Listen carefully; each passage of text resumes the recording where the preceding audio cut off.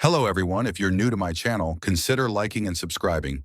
It will make me feel wonderful if you do that. Thanks. By the way, I also have another Naruto and Luffy fanfiction channel. If you are interested, link is in the description. The Devil Wears White. The ASL trio have been kidnapped, taken to a place that people only see in their nightmares. Children are tested on and lives are thrown away carelessly. How will they escape? If they do, who can they trust? And what's with these strange new powers? Now this is the season 1 of this fanfiction. It will have a season 2 where the same Luffy starts his adventure as from East Blue like in canon, but stronger and experienced. I don't own anything, adios. It was official. The universe hates them. It was either that, or they had extremely shitty luck, but seeing as they got out of the facility, that might not be the case. While yesterday had been a pretty good day, great even, today was not. The brothers hadn't even slept a whole hour before they were being plagued with nightmares left and right. It seemed every time they closed their eyes, there was a new torture waiting for them. It was almost like they were back in the facility, where they were met with new hells every day. The brothers hadn't gotten much sleep at all. At most, they might have gotten 3 hours, but that was debatable.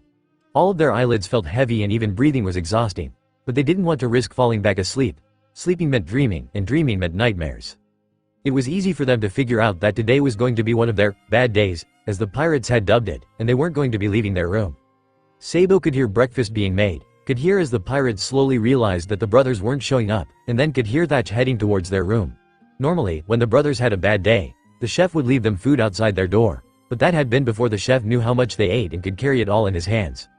Now, however, the chef needed to use a rolling cart to transport the many servings that the brothers were known to eat. The sound of it made Sabou flinch as memories assaulted his brain, and he briefly felt as if he was back in the dark, cold cell, huddling closer to Ace for warmth and listening as their breakfast got closer, the same slop as always. But then he was brought back to reality, a knock on their door telling them their food was there, and then Thatch walking away without a word. The first time this had happened, the chef had stood outside their room for a while and tried to get them to respond, but once he realized it was futile, he gave up and instead only knocked once before leaving. "I'll get it," Ace muttered quietly, exhaustion thick in his voice as he slid out of the bed and shuffled to the door, each step looking as if he was dragging a ball and chain with him. He opened the door and pulled the cart in, promptly shutting the door behind him and moving the cart to the bed where Sabou was still laying down and Luffy was curled up, eyes closed. Neither of them could tell if he was awake or not, but when the food got close enough, his eyes opened, answering their question. Breakfast was eaten in silence, all three of them wearing frowns as they slowly picked at their food. The lack of sleep made them feel as if they weren't hungry, but they knew they should eat, so they forced themselves to, even though the normally flavorful array of foods tasted dry and bland. When it was finished, Ace returned the cart to where it had been outside their door, the plates clear of food, and then he returned to bed, laying down and closing his eyes. For the rest of the morning, the brothers shifted through phases of sleeping, being half awake, and being too scared to close their eyes again until exhaustion forced them to. It was a tiring cycle that they all wanted to be over, but it wasn't going to stop anytime soon. Lunch came and passed, and Sabou could hear the crew getting ready to set sail again, their time on this island up. It was disheartening to Sabou that they didn't even have the energy to go out on the deck and watch the island drift slowly away, but there was nothing he could do about it. There was no way any of them were leaving the room, no matter how much they wanted to. Being this tired, there was no doubt in Sabou's mind that they were at high risk for falling into panic attacks. Their minds would play tricks on them, and one wrong glance at the wrong person would make the brothers think they had just seen a doctor's coat rather than a white t-shirt. It wasn't something any of them wanted to risk, whether they had the energy to leave the room or not. Sleeping was bad enough, there was no reason to go and make being awake just as bad. Silence reigned over the room along with a thick tension. The brothers were all very active people, so for them to be confined to their room all day was exhausting in and of itself, which didn't make any of this any easier, but what could they do about it? Ace was attempting to sleep again, but Sabou could already hear his brother's heart rate and breathing starting to pick up, signaling that he was having a nightmare. Stretching his arm out to his side, he hit the eldest on the chest, waking him with a startled gasp. Ace had only been asleep for a half hour, but as usual, it wasn't a good sleep. Freakin' nightmares. Ace growled out angrily as he lay back down, a scowl on his face. Luffy lay silently on Ace's other side, staring at the ceiling without any expression. His hands were resting on his chest and his fingers were moving mindlessly. When Ace spoke, his eyes flickered over to look at him, but it was brief and within seconds, he was back to staring at the ceiling. The commanders and captain were all sat in the galley, talking cheerfully amongst themselves. The rest of the crew sat around them, everyone munching happily on all the different breakfast foods Thatch and his division had cooked up that day. Breakfast had only started about 10 to 15 minutes ago, so it was only a bit strange that the infamous three brothers hadn't made their way there yet. "Has anyone seen Ace, Sabou, and Luffy?" Blenheim asked as he sat at the table, another plate of food with him. "I haven't," Normally they're here before I am though, Haruta said, glancing to the empty spots where the brothers usually sat. Maybe they slept in? Rikuyo asked, but even that was a bit far-fetched. After everything they had learned about the brothers, they knew it was unlikely that they had done that. They had a tendency to get up early and be on time to meals. It was a possibility though, seeing as they seemed to be getting more comfortable around them. That could be the case, son. Let's just wait and see, Whitebeard said with a comforting smile to the worrying commanders. All of them had taken a liking to the brothers, so it was no surprise to the captain that they were all quick to worry when it came to them. As breakfast dragged on, it quickly became evident that the brothers weren't going to show up. Do you think it's one of their bad days? Jiru asked. No one really knew what the brothers did on days like this, where they holed themselves up in their room and refused to leave, but it had happened a few times now. Most likely. If they haven't shown up by the time breakfast is over, then I'd say it's safe to assume so, Yoi. Marco said, a slight frown on his face as he looked to the doors, waiting for the trio to show up. A bad day? But they had such a good one yesterday, Thatch said with worry showing on his face. It was true. Yesterday had been the happiest the crew had seen the brothers since they had arrived on the Mobi. The commanders and captain had been particularly happy, as well as shocked when they had come back with candies for all of them, but they had all accepted them graciously, taking it as a sign that they were trying to open up to them more, that they were liking and trusting them more. That may have been the case, but we don't even know what causes these bad days. Maybe it had nothing to do with yesterday at all, Izo said with a frown. That's true, but then what would be the cause? Vista asked. It was silent after that, many not knowing any answer that they could possibly give to that. We won't know unless we ask, but for now, let's just continue on with our day and hope that the brothers feel better tomorrow, Whitebeard said, knowing there was no changing how the brothers acted. Even though they were opening up to them, there was still a lot of work that needed to be done in terms of getting the brothers comfortable here on the crew. It seemed the rest of the commanders understood that as well in brief phase. After a while, a small conversation started, but it wasn't as exuberant as it had been previously. Whitebeard sighed, looking over to the doors that Marco had looked towards earlier. Even though the brothers had told them all about their past, there was still a lot that the pirates didn't know about them. The rest of the day passed by slowly for the brothers, and soon they were passing out at the end of the day from exhaustion, thankfully having no more nightmares. As the next morning dawned, they woke up, still feeling a bit groggy, but much better than they had yesterday. They got out of bed, Sabou mumbling that breakfast was about to be ready, and woke themselves up enough to leave their small room and head to the galley. All three of the brothers were still very noticeably tired, but they all resisted the urge to go back to their beds, instead forcing themselves to keep moving down the hall they knew practically by heart now, making their way to the galley. The three walked in silence, occasionally yawning or stretching, and as they reached the galley doors, they pushed them open, all eyes turning to them. Most everyone smiled when they saw them, and some greeted them, which they replied with greetings of their own, heading to their usual spot at the commander's table. Once there they received the same reactions, to which they responded in kind. It's good to see you three again. It was weird without you, Jozu said genuinely, having noticed all of yesterday that something just felt off without the brothers. Good to see you too. Sorry for any worry we may have caused, Sabou said with a polite smile, a tired look still in his eye as he yawned again, trying to shake away the sleepiness that still desperately clung to him. His mind screamed at him to go get more sleep because Cammy knows he didn't get enough yesterday, but he silenced that part of his brain, focusing on those in front of him rather than how tired he still was. Beside him, Ace and Luffy weren't faring much better than he was. Luffy's head was bobbing, his eyes shutting slowly and opening slower yet, and Ace, whose eyes usually darted around to watch every movement made, was letting his eyes lazily flit around, not quite registering what he was seeing yet. Yeah, the previous day had definitely taken a lot out of the brothers, more so than usual. Usually, they would be able to put up a front that they were just fine, that they weren't affected whatsoever by the day before, but today they didn't have the energy to attempt that. Instead, they let the sleepiness show, the sluggishness. They just had to hope their trust in these pirates wasn't misplaced. The room filled soon enough, and plates were filled with the various breakfast foods being served. Everyone was in the galley now, and the brothers had been greeted by the rest of the commanders and Whitebeard once they arrived. Everyone was eating their food, boisterous conversations being held around them that almost hurt Sabou's ears. The blonde, like his brothers, wasn't completely awake, their minds still sluggishly trying to catch up, and though his hearing wasn't as sensitive as it could be, it was still more sensitive than it normally would be at this point. Because of that, the loud talking and laughter from the pirates were beginning to give him a headache, but he ignored it, knowing that the pirates had no clue that anything was affecting him in the first place. He had a feeling the same thing was happening to Luffy, the youngest's nose scrunching a few times every few minutes, something he usually did when his nose hurt and he didn't want to rub it in front of everyone or draw attention to it. Ace seemed to be fine, but there wasn't any harsh lighting in here that could possibly hurt the eldest's eyes. Sabou had a feeling that if they went outside, it would be a different story. You guys okay? Marcos's voice snapped Sabou out of his thoughts as he turned to look at the first commander. Noticing that all the commander's eyes were on them now, even Whitebeard's. Sabou forced a small smile, ignoring the growing headache even more. Yeah, just a bit of a rough time waking up properly. Heightened senses are causing issues, you know? Sabou said, as nonchalantly as he could, as if it wasn't that big a deal. It wasn't, really, it was just annoying more than anything. Do you need anything? King Du asked, not quite sure what he could do to help. All of the brothers shook their heads simultaneously. We'll be fine by the end of breakfast hopefully. If not, we'll go relax for a bit.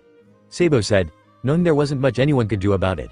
Unless everyone talked in whispers and they removed anything with smell, they would just have to deal with it. They've done it before, they'll do it again. If you say so, Haruta said a bit hesitantly, and the brothers could see that he wanted to do something to help. Hey, that reminds me, what do you guys do all day on your bad days? Thatch asked, and though the words sounded blunt and seemed to come from nowhere, the brothers knew that the man was curious about it, Sabou having heard him yesterday, and Luffy feeling the man's emotions. Lay down. Try to sleep. Ace mumbled with a shrug, moving some food around mindlessly on his plate. It felt weird to talk about their bad days so casually because, for Ace and his brothers, those days were exhausting and sometimes even painful. After all, having to relive your worst memories and watch your mind come up with horrible, twisted outcomes of those already bad memories was not a fun experience. Do you guys normally have trouble sleeping? Nomura asked, genuinely curious and maybe even concerned for them.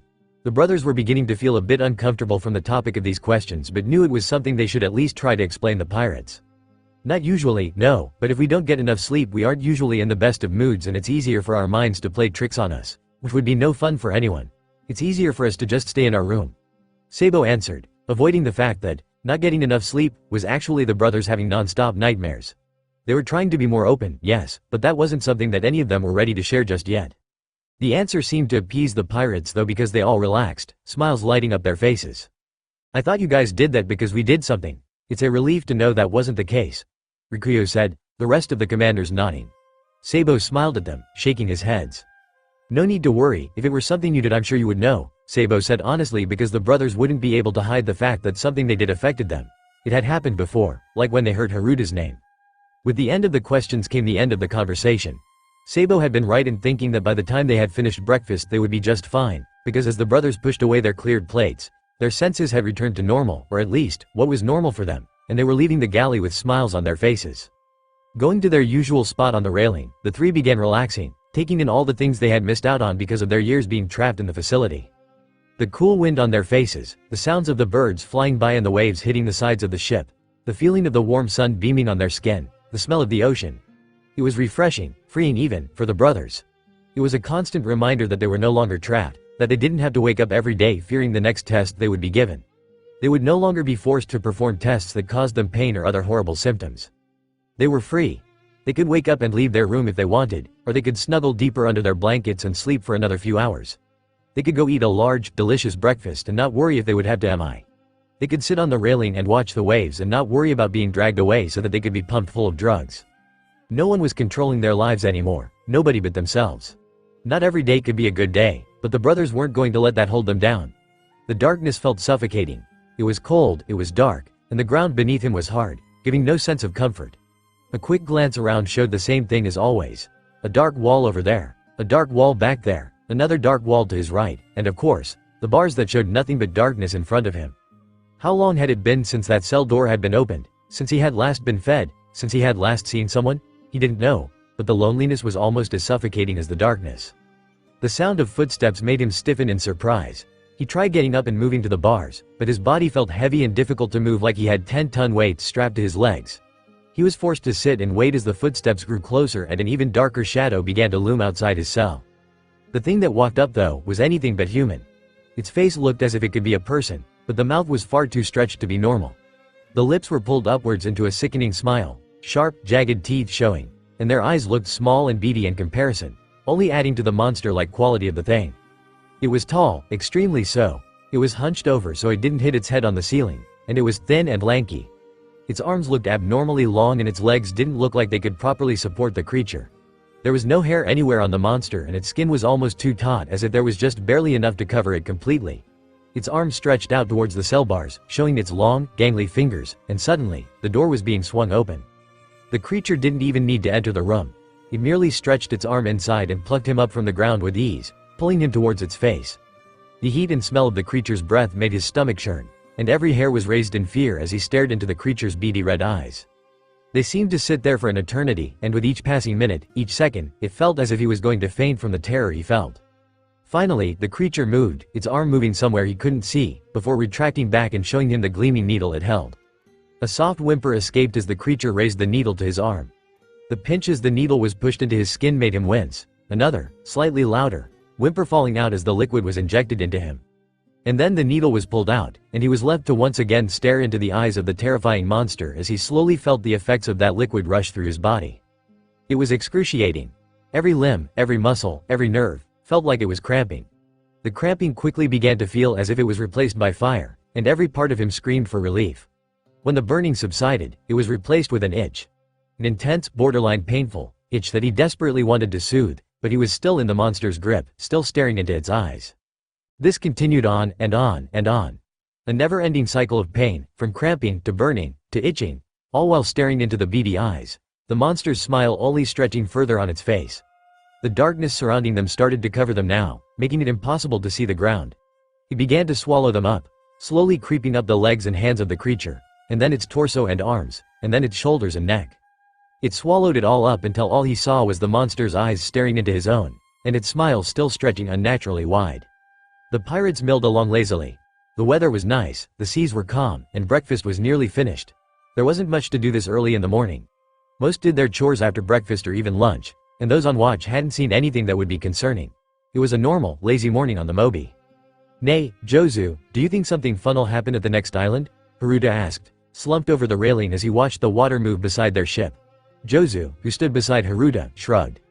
"I don't know, we haven't been to this one in a while. I'm sure there's something there that you'll find exciting," Jozu said. It wasn't often that the whitebeards went to islands this close to paradise. Normally, they would take a more direct route right into the New World, but they had decided to hang around the beginning.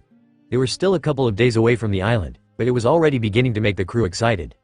"I hope so. I feel like it's been a while since we've had an adventure," Haruta said, moving out of the slump and standing a bit straighter with a sigh. "Wouldn't you call the entire ordeal with the brothers an adventure?" Jozu asked with a smirk and a raised eyebrow. Haruta rolled his eyes but smiled as well. "Of course, but what about a good fight? We haven't had a really good one in a while. Sure, there were those pirates, but even then they weren't much of a challenge." The short, in comparison to Jozu, commander whined. "Anyways, speaking of the brothers, where are they?" Haruta asked as he scanned the deck curiously for the trio. They were normally up right before breakfast, or even right as breakfast was starting. Jozu, who also scanned the deck, shrugged. "Don't know, probably still sleeping. I'm sure they'll show up once breakfast's underway," he said just as the bell to signal mealtime rang, everyone beginning to make their way towards the galley. Jozu and Haruta both pushed themselves off of the railing and began making their own way to the galley. "Wait, Sabou said he could hear everyone right? So he can hear us right now?" Haruta asked, suddenly remembering that fact. It was something that they were all going to have to get used to, no matter how crazy it seemed. "Presumably, yes.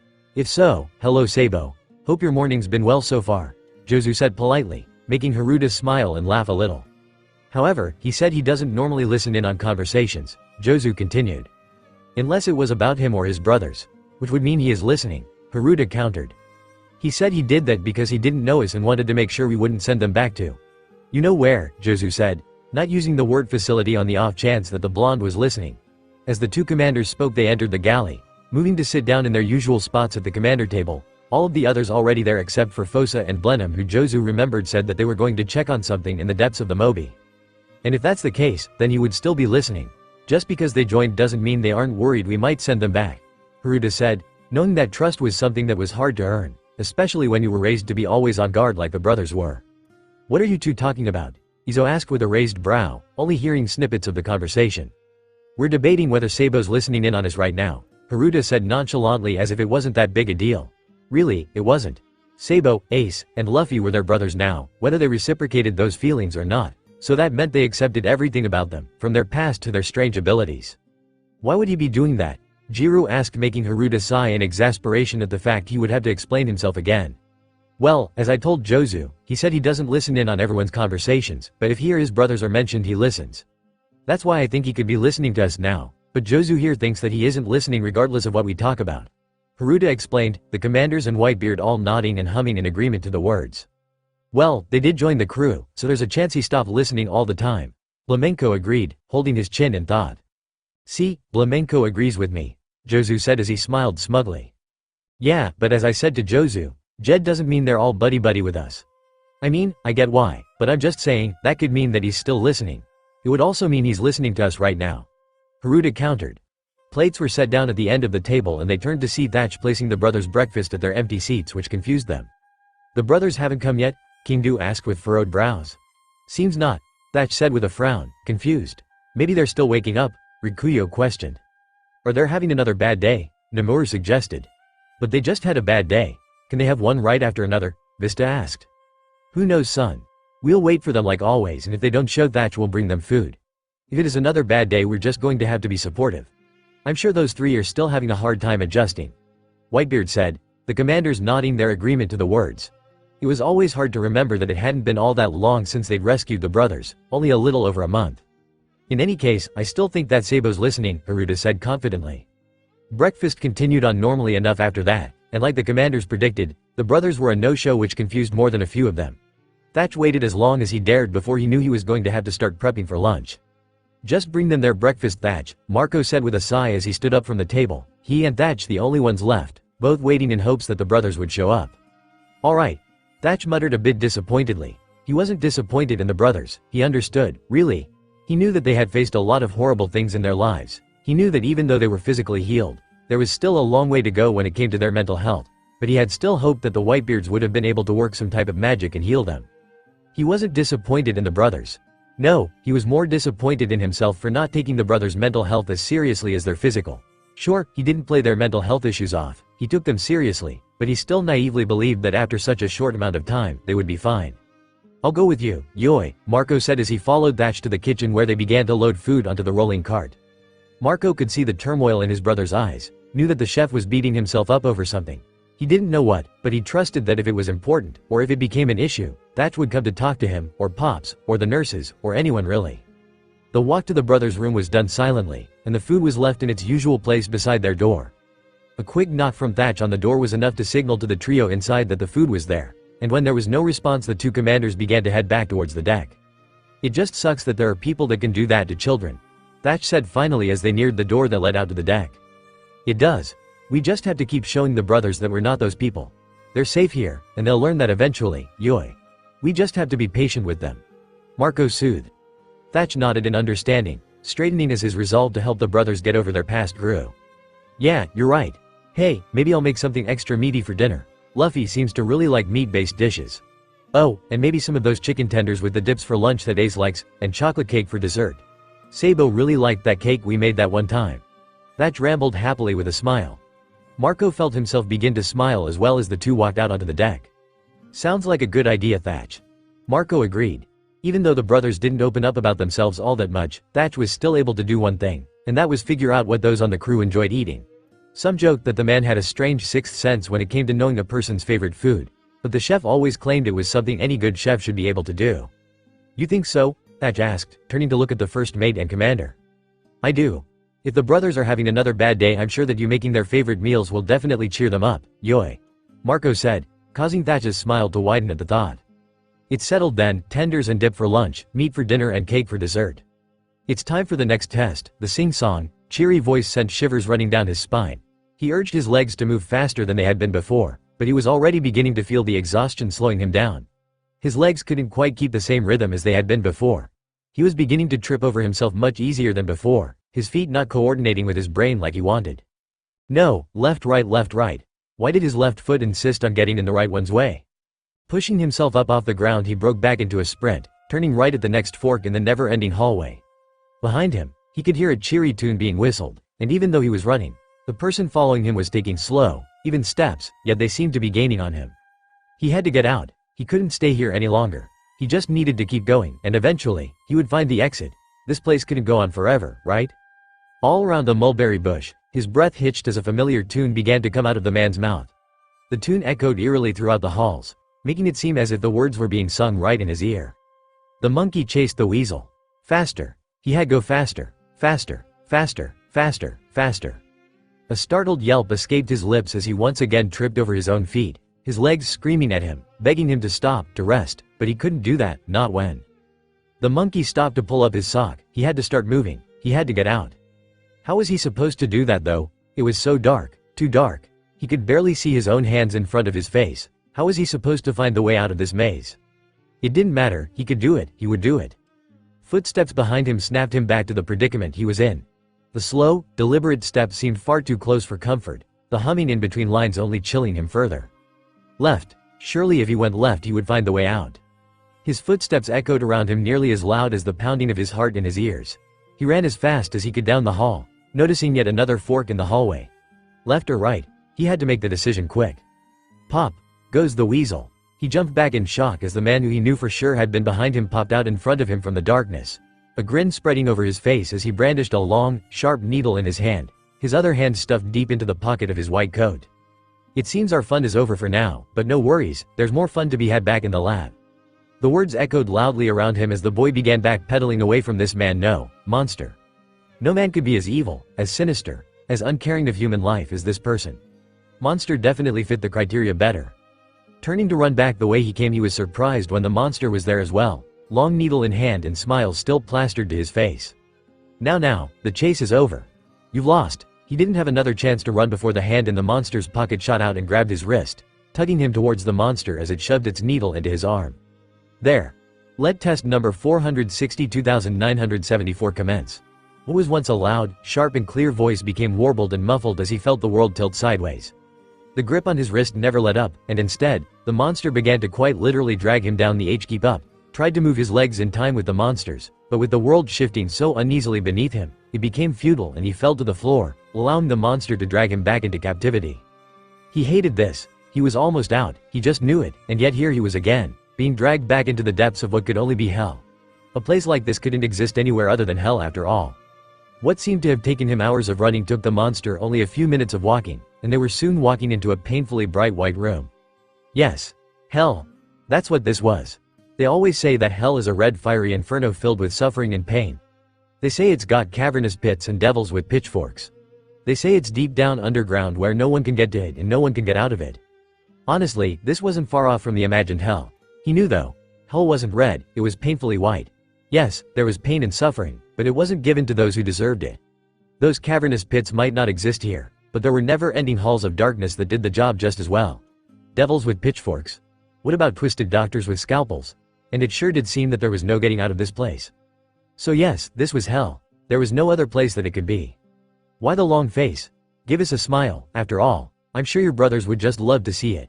The fog suddenly cleared and he found himself sitting in an all-too-familiar straight-back wooden chair, looking at the two metal tables in front of him with two small bodies lying on them. Dread filled him as he opened his mouth to speak, to scream, to do anything, but nothing came out. Not a word, not a scream, not even a whimper. It was dreadfully silent as the footsteps of the monster clicked on the white tile floor as it made its way to the bodies. Bodies. Bodies of his brothers. The only thing he knew was keeping him sane in this horrible place. No, a smile. Like this, and something was shining in the monster's hands, something that he moved to his brother's head. His mouth opened, it closed, it opened, and yet still, nothing came out. He tried so hard to scream, to shout, to fight against the restraints, but nothing worked. See, now, why don't you follow your brother's example? The monster lifted his brother up from the table, showing off the large grisly smile he had carved into his brother's face. Tears welled up in his eyes as he watched the blood pour from the cuts, pooling onto his brother's chest and falling to the table. No, maybe something else will get you smiling then. The monster unceremoniously let go of his brother, the body thumping back down loudly onto the metal table making him flinch. His brother wasn't moving, it was painfully obvious, and he hadn't made a sound. Surely he would have made some sort of noise while the monster had cut into him, but there hadn't been anything. What about this? Would this make you smile? The monster's voice was still much too cheery for the events taking place in front of him, but he forced himself to look to where the monster was, now at his other brother's side. He was holding him up much like he had the other and was showing off the carvings he had placed all over. Smiley faces. There were dozens, hundreds even, of various sizes of smiley faces littering his little brother's body. The blood poured out of the boy's body and it looked as if he had bathed in it. He truly wanted to scream, to cry, to do anything, but he was stuck, forced to watch as the monster let his brother go in the same way he had before, walking away from the body and right up to him. He couldn't do anything. He couldn't stop the monster, he couldn't get out, and he couldn't save his brothers. What will it take to get you smiling? Surely, this was worse than any hell anyone could ever imagine. It was a few hours after breakfast had passed. Thatch and the rest of the chefs were cooking up a storm in the kitchen while the rest of the crew went about their daily tasks. Division commanders went around and made sure things within their division were running smoothly while the rest of the crew did chores and switched shifts for watch. "Remind me to write up a report about the extra wood we need," Blenheim said to Curiel as he walked by. Curiel watched him pass with a raised eyebrow. "I thought we just got some more wood," Curiel said, making Blenheim stop to address the commander fully. "We did, but it looks like some of the boards down below need replacing soon, which means we'll need to stop somewhere soon to make the necessary repairs. It also means we'll be low on extra Adam's wood," Blenheim said as he leaned against the rail next to Curiel. "Ah, that makes sense. We did hit those rough waters a few months ago. Adam's wood sure is tough, but even it begins to wear down after a while," Curiel said knowingly, thinking back to the last time they had to replace boards. It was definitely a long time for them to last, and he was sure that with the replacement of the old boards, they would be able to sail without much incident for a while. "Hey you two, have you seen Marco?" Izo's voice brought the two out of their conversation. Looking over they saw the geisha man walking up to them, a slight frown on his face as he did. "Sorry Izo, last I saw him was when he and Thatch left to bring the trio their breakfast," Curiel said with a shrug. "I think I saw him near the infirmary when I was coming back. There he is," Blenheim said, looking past Izo to where the first commander was walking from below deck and heading across the deck towards the commander's rooms. "Thank you." "Hey, Marco," Curiel and Blenheim watched Izo as he left them, moving swiftly through the crowded deck and toward their brother. "What do you think Izo wants with Marco?" Curiel asked in a hushed tone, lest the man hear him. "Who knows, but he didn't look all that happy. If I had to guess, I would say he's either low on makeup or fabric. Or someone did something stupid," Blenheim muttered in an equally low tone, neither of them wanting the man to turn his wrath onto them. "Let's wish Marco luck," Curiel said, Blenheim nodding his agreement as the two fell silent. "Marco, it's a travesty," Izo whined as he caught up with his brother who was making his way to the commander's hall just as quick as Izo had made his way to him. "And what is it this time Izo?" Marco asked, only the slightest hint of annoyance in his tone. He loved all of his brothers and sisters, truly he did, but there was only so much one man could take. After dropping the brothers' food off with Thatch, it had been one thing after another. First, the 3rd Division needed more weapons because someone had dropped a box of them overboard, and before they could be retrieved they had sunk deep below the surface. Namur was away on a mission at the moment to check on one of their islands that was reporting a rookie pirate tormenting them, so they couldn't have him retrieve them for them.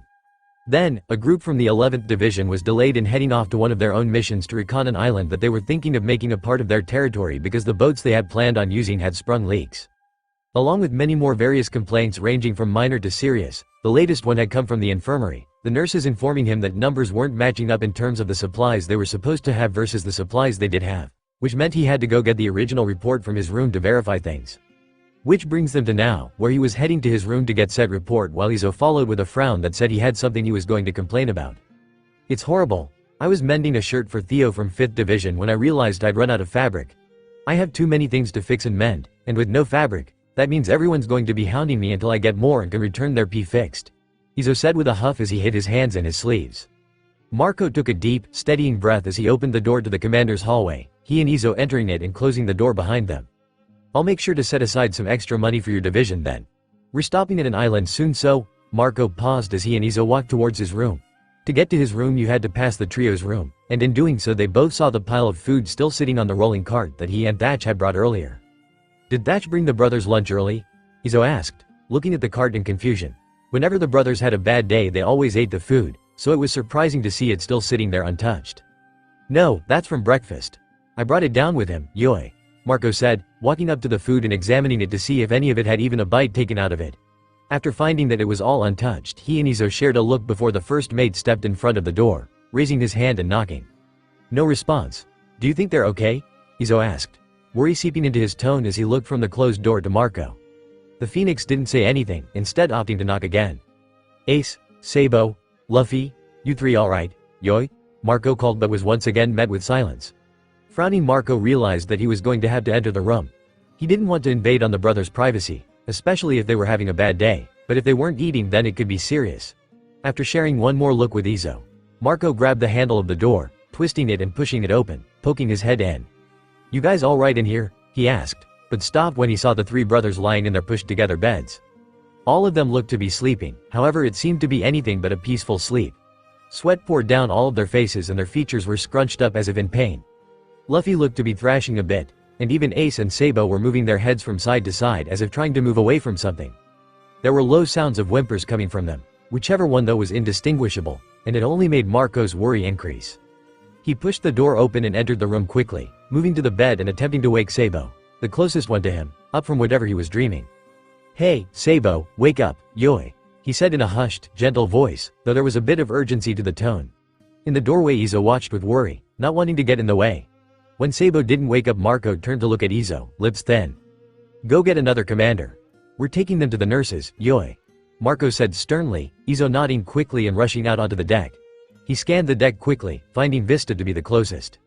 "Vista, we need you down here now," Izo called, gaining everyone's attention with his worried shout. "Izo, what's wrong?" Haruta asked, he and Jiru stopping their spar to look at the man along with everyone else. The geisha man didn't respond though, instead telling Vista to hurry again before turning and rushing back to the brothers' room. He could hear Vista, along with a few others, follow him, but paid them no mind. If something was wrong with the brothers, it needed their immediate attention, and if this had been happening since breakfast, they needed that attention 5 hours ago. "Izo, hold on, what's happening?" Ignoring the shouts, Izo entered the brothers' room again, seeing Marco already shifting Sabou into his arms. "Can you get Luffy, Vista, you get Ace," Marco said, his face set in a frown that wasn't going anywhere anytime soon. Izo nodded as he rushed over to the bed, gently pulling the youngest towards him and into his arms, ignoring the wrinkles that were inevitably going to be left in the kimono as he did. Vista quickly moved up beside him, pulling Ace just as gently into his arms as they turned to leave the room. "Oh my Kami, what's wrong with them?" Haruta's voice was hushed, full of surprise as he watched his brothers carry the trio out. He didn't get a response as the three moved quickly out of the hall and out on deck, ignoring the many worried eyes as they rushed to the infirmary. Out in the sunlight, the brothers looked even worse, their skin a pale shade that was almost sickly. Izo could feel Luffy shaking in his arms and worried that the boy might flail like he had seen him do in the bed. "Whiskey, the brothers need help, yoi," Marco called as he barged into the infirmary, Izo and Vista close behind. The head nurse looked up in surprise but quickly schooled her features as she saw the trio. "Set them on the beds. Shirley, go get some IVs in case we need them," Whiskey ordered, Mary rushing off to do as told while the commanders did as they were told. "What happened?" Whiskey asked as she quickly began assessing her new patients. "We don't know, they never showed up for breakfast so we thought it was another one of their bad days, yoi. When I went to get that report for you I noticed they hadn't eaten the breakfast Thatch made them so I checked on them and found them like this," Marco said, gesturing to the three who looked to still be in immense pain. Whiskey nodded, jotting notes down on her clipboard. "I'll need you all to wait outside. I'll tell you what I know when I know it," Whiskey said, all of them nodding as they turned to leave the room. It was quiet out in the hallway, Marco, Izo, and Vista walking out to see Haruta, Jozu, and Jiru waiting patiently for them. "We sent the others away. The hall was too crowded for all of them," Jozu said, hinting to the fact that a lot of people were worried about the brothers' well-being. "We'll have to calm them down before they cause a panic," Vista said to Marco who nodded. "Go and tell them that Whiskey's already on it, yoi. If they ask what happened tell them we don't know but Whiskey's doing her best to help them," Marco ordered, Vista nodding as he rushed off to stop a mass panic from happening. "I'll go tell Pops," Izo said, his past worry about lack of fabric seeming petty compared to his worry now. The geisha man left the hall quickly, leaving the four commanders alone. "So what did happen?" Haruta asked softly, worry on his face. He really liked the brothers, and he hoped they were okay, but everything had happened so fast that he didn't even have a clue what happened. Were the brothers hurt? Had someone hurt them? Or had they hurt themselves? He didn't know, and by the looks of it, Marco didn't know either. "I don't know, yoi. Izo and I noticed that the brothers' breakfast hadn't been touched so I checked on them and they all looked like they were in pain and sweating. None of them had fevers but I couldn't wake any of them, yoi, so we brought them to the infirmary," Marco said concisely, massaging his forehead. Haruta frowned. "All we can do is wait for the nurse's report," Jozu said softly. The sun was shining, the water was splashing against the side of the boat, and the cuffs were clicking closed around his wrists. A fire burned in his eyes as he glared menacingly at the man who had just locked the draining stone around his wrists, immobilizing his hands from being used to fight. "What the hell is this?" He growled the words out venomously, but he got no answer, not even a flinch or look of guilt as he was kicked, literally, off the ship and right onto another. "Let's call it getting rid of a pest." He bristled at the words, something breaking painfully inside him. He had trusted them, he had gone against his every instinct, and here it was, biting him in the ass. Now, you'll be home soon, don't you worry," a new voice behind him said, the man walking up to him with a smile, placing his hand on his shoulder. He snarled at the doctor, trying to move away, but his movements were sluggish and uncoordinated. "I know you're excited to return, but you don't want to exhaust yourself," the doctor said, the words spoken as if they were supposed to be caring, but he knew that wasn't the case. The only thing those damn doctors cared about was results. Results and their golden children. "Who would be excited to go anywhere with you?" he snapped out, the doctor remaining unflinching. No more words were spoken, not because he didn't have more to say, but because a needle was piercing his skin and everything was starting to feel foggy, his mouth moving at a delay to the words his brain was trying to get out. As much as he wanted to scream, yell, curse, fight, he couldn't. His legs felt weak and he fell to the deck, hands holding him in an upright position as he gasped for breath. It felt like he couldn't breathe, like someone was sitting on his chest, like the air had to be filtered through something before it was allowed to fill his lungs. Sounds became muffled as he looked up, looked over to the other ship beside them, to the ship that had betrayed him, turned him back over to the damn doctors. He could see them looking over their railing, glaring disdainfully at him, some scoffing and leaving as if they had better things to do. He watched as the biggest of them all grinned sinisterly at him, and he knew that pain in his chest wasn't coming from the injection the doctor gave him. He knew that there was nothing they could give him that would hurt him as much as this. As things became too fuzzy to see clearly, he fell sideways, ignoring the wetness running down his cheeks. When he woke up next, he felt groggy, like there was sludge all around him, keeping him from moving fluidly. Blinking a few times and flexing his fingers, he looked around and felt his blood run cold. The blinding white clued him into exactly where he was, and the lack of mobility told him he was sitting in the horrid chair he had gotten all too familiar with. Welcome home. The words were chilling, a shiver racking through his body as he looked up at the doctor who was leaning into his face, smiling. There's so much we have to catch up on. No more dilly-dallying. With a snap of the doctor's fingers, nurses poured into the room, all holding needles or scalpels as they advanced towards him. Despite his struggles, the restraints held him in place, allowing the nurses to poke and prod at him. It felt like hundreds, thousands, of bee stings as needles went in, quickly being replaced by a new one the second the liquid was injected. All the meanwhile the doctor merely stared on, a smile frozen in place on his face as he watched the show. The pain coursed through his body, but that wasn't all that surprising. He knew the second that he had betrayed that this was going to happen. It felt as if cutting off his every limb would be less painful than what was currently happening to him, but he would never get any such relief like that. Not that he wanted that, but at that moment, it felt as if he would give anything for it to just stop. It was hard to breathe again. Not only that, but it hurt to even attempt breathing. Something essential, something he had to do, felt worse than he imagined what suffocating would feel like. What was the point of continuing breathing if every breath he took, his lungs felt like they were on fire? Every time his lungs expanded even marginally, it felt as if someone was shooting him in the chest. And the migraine. It pounded behind his eyes, made everything hard to see. Blinking hurt. Moving his eyes hurt. Moving his head hurt. He just wanted it to be over. When the darkness started creeping into his vision, he welcomed it. So long as he was given some relief from all the tortuous pain, he would let anything happen. His labored breathing sounded loud in his ears, his heart pumping alongside it, and he watched as the darkness swallowed the nurses around him. He knew they were still there. He could feel the needles and the scalpels, but he couldn't see them anymore through his spotty vision. All he could see was the doctor staring straight at him, still smiling. The doctor was unmoving, unblinking, uncaring. He would have thought the doctor was a statue if he didn't know any better. His vision was getting even darker now. The doctor was becoming even harder to make out now, but even so, the picture of his smiling face was imprinted on his brain. He let his eyes slide closed, hopefully for the last time, and tried to breathe through the pain. They call people monsters, but he knew. People weren't monsters. The true monsters were people. What's the verdict, Whiskey? Marco asked. The commanders and Whitebeard all watched as the nurse fiddled with her clipboard. They were in the meeting room because even though everyone on board was worried about the brothers, they didn't want to start another panic if there was something truly wrong with the brothers. If there was something horribly wrong, the commanders and captain would handle it, and if it was something they, Cammy forbid, couldn't help, they would have to slowly break it to the crew. I, honestly, have no clue, Whiskey said with a sigh as she looked at her clipboard with a hard look before letting it fall to the table, looking up at Whitebeard. I've done every test I can think of. I checked their blood.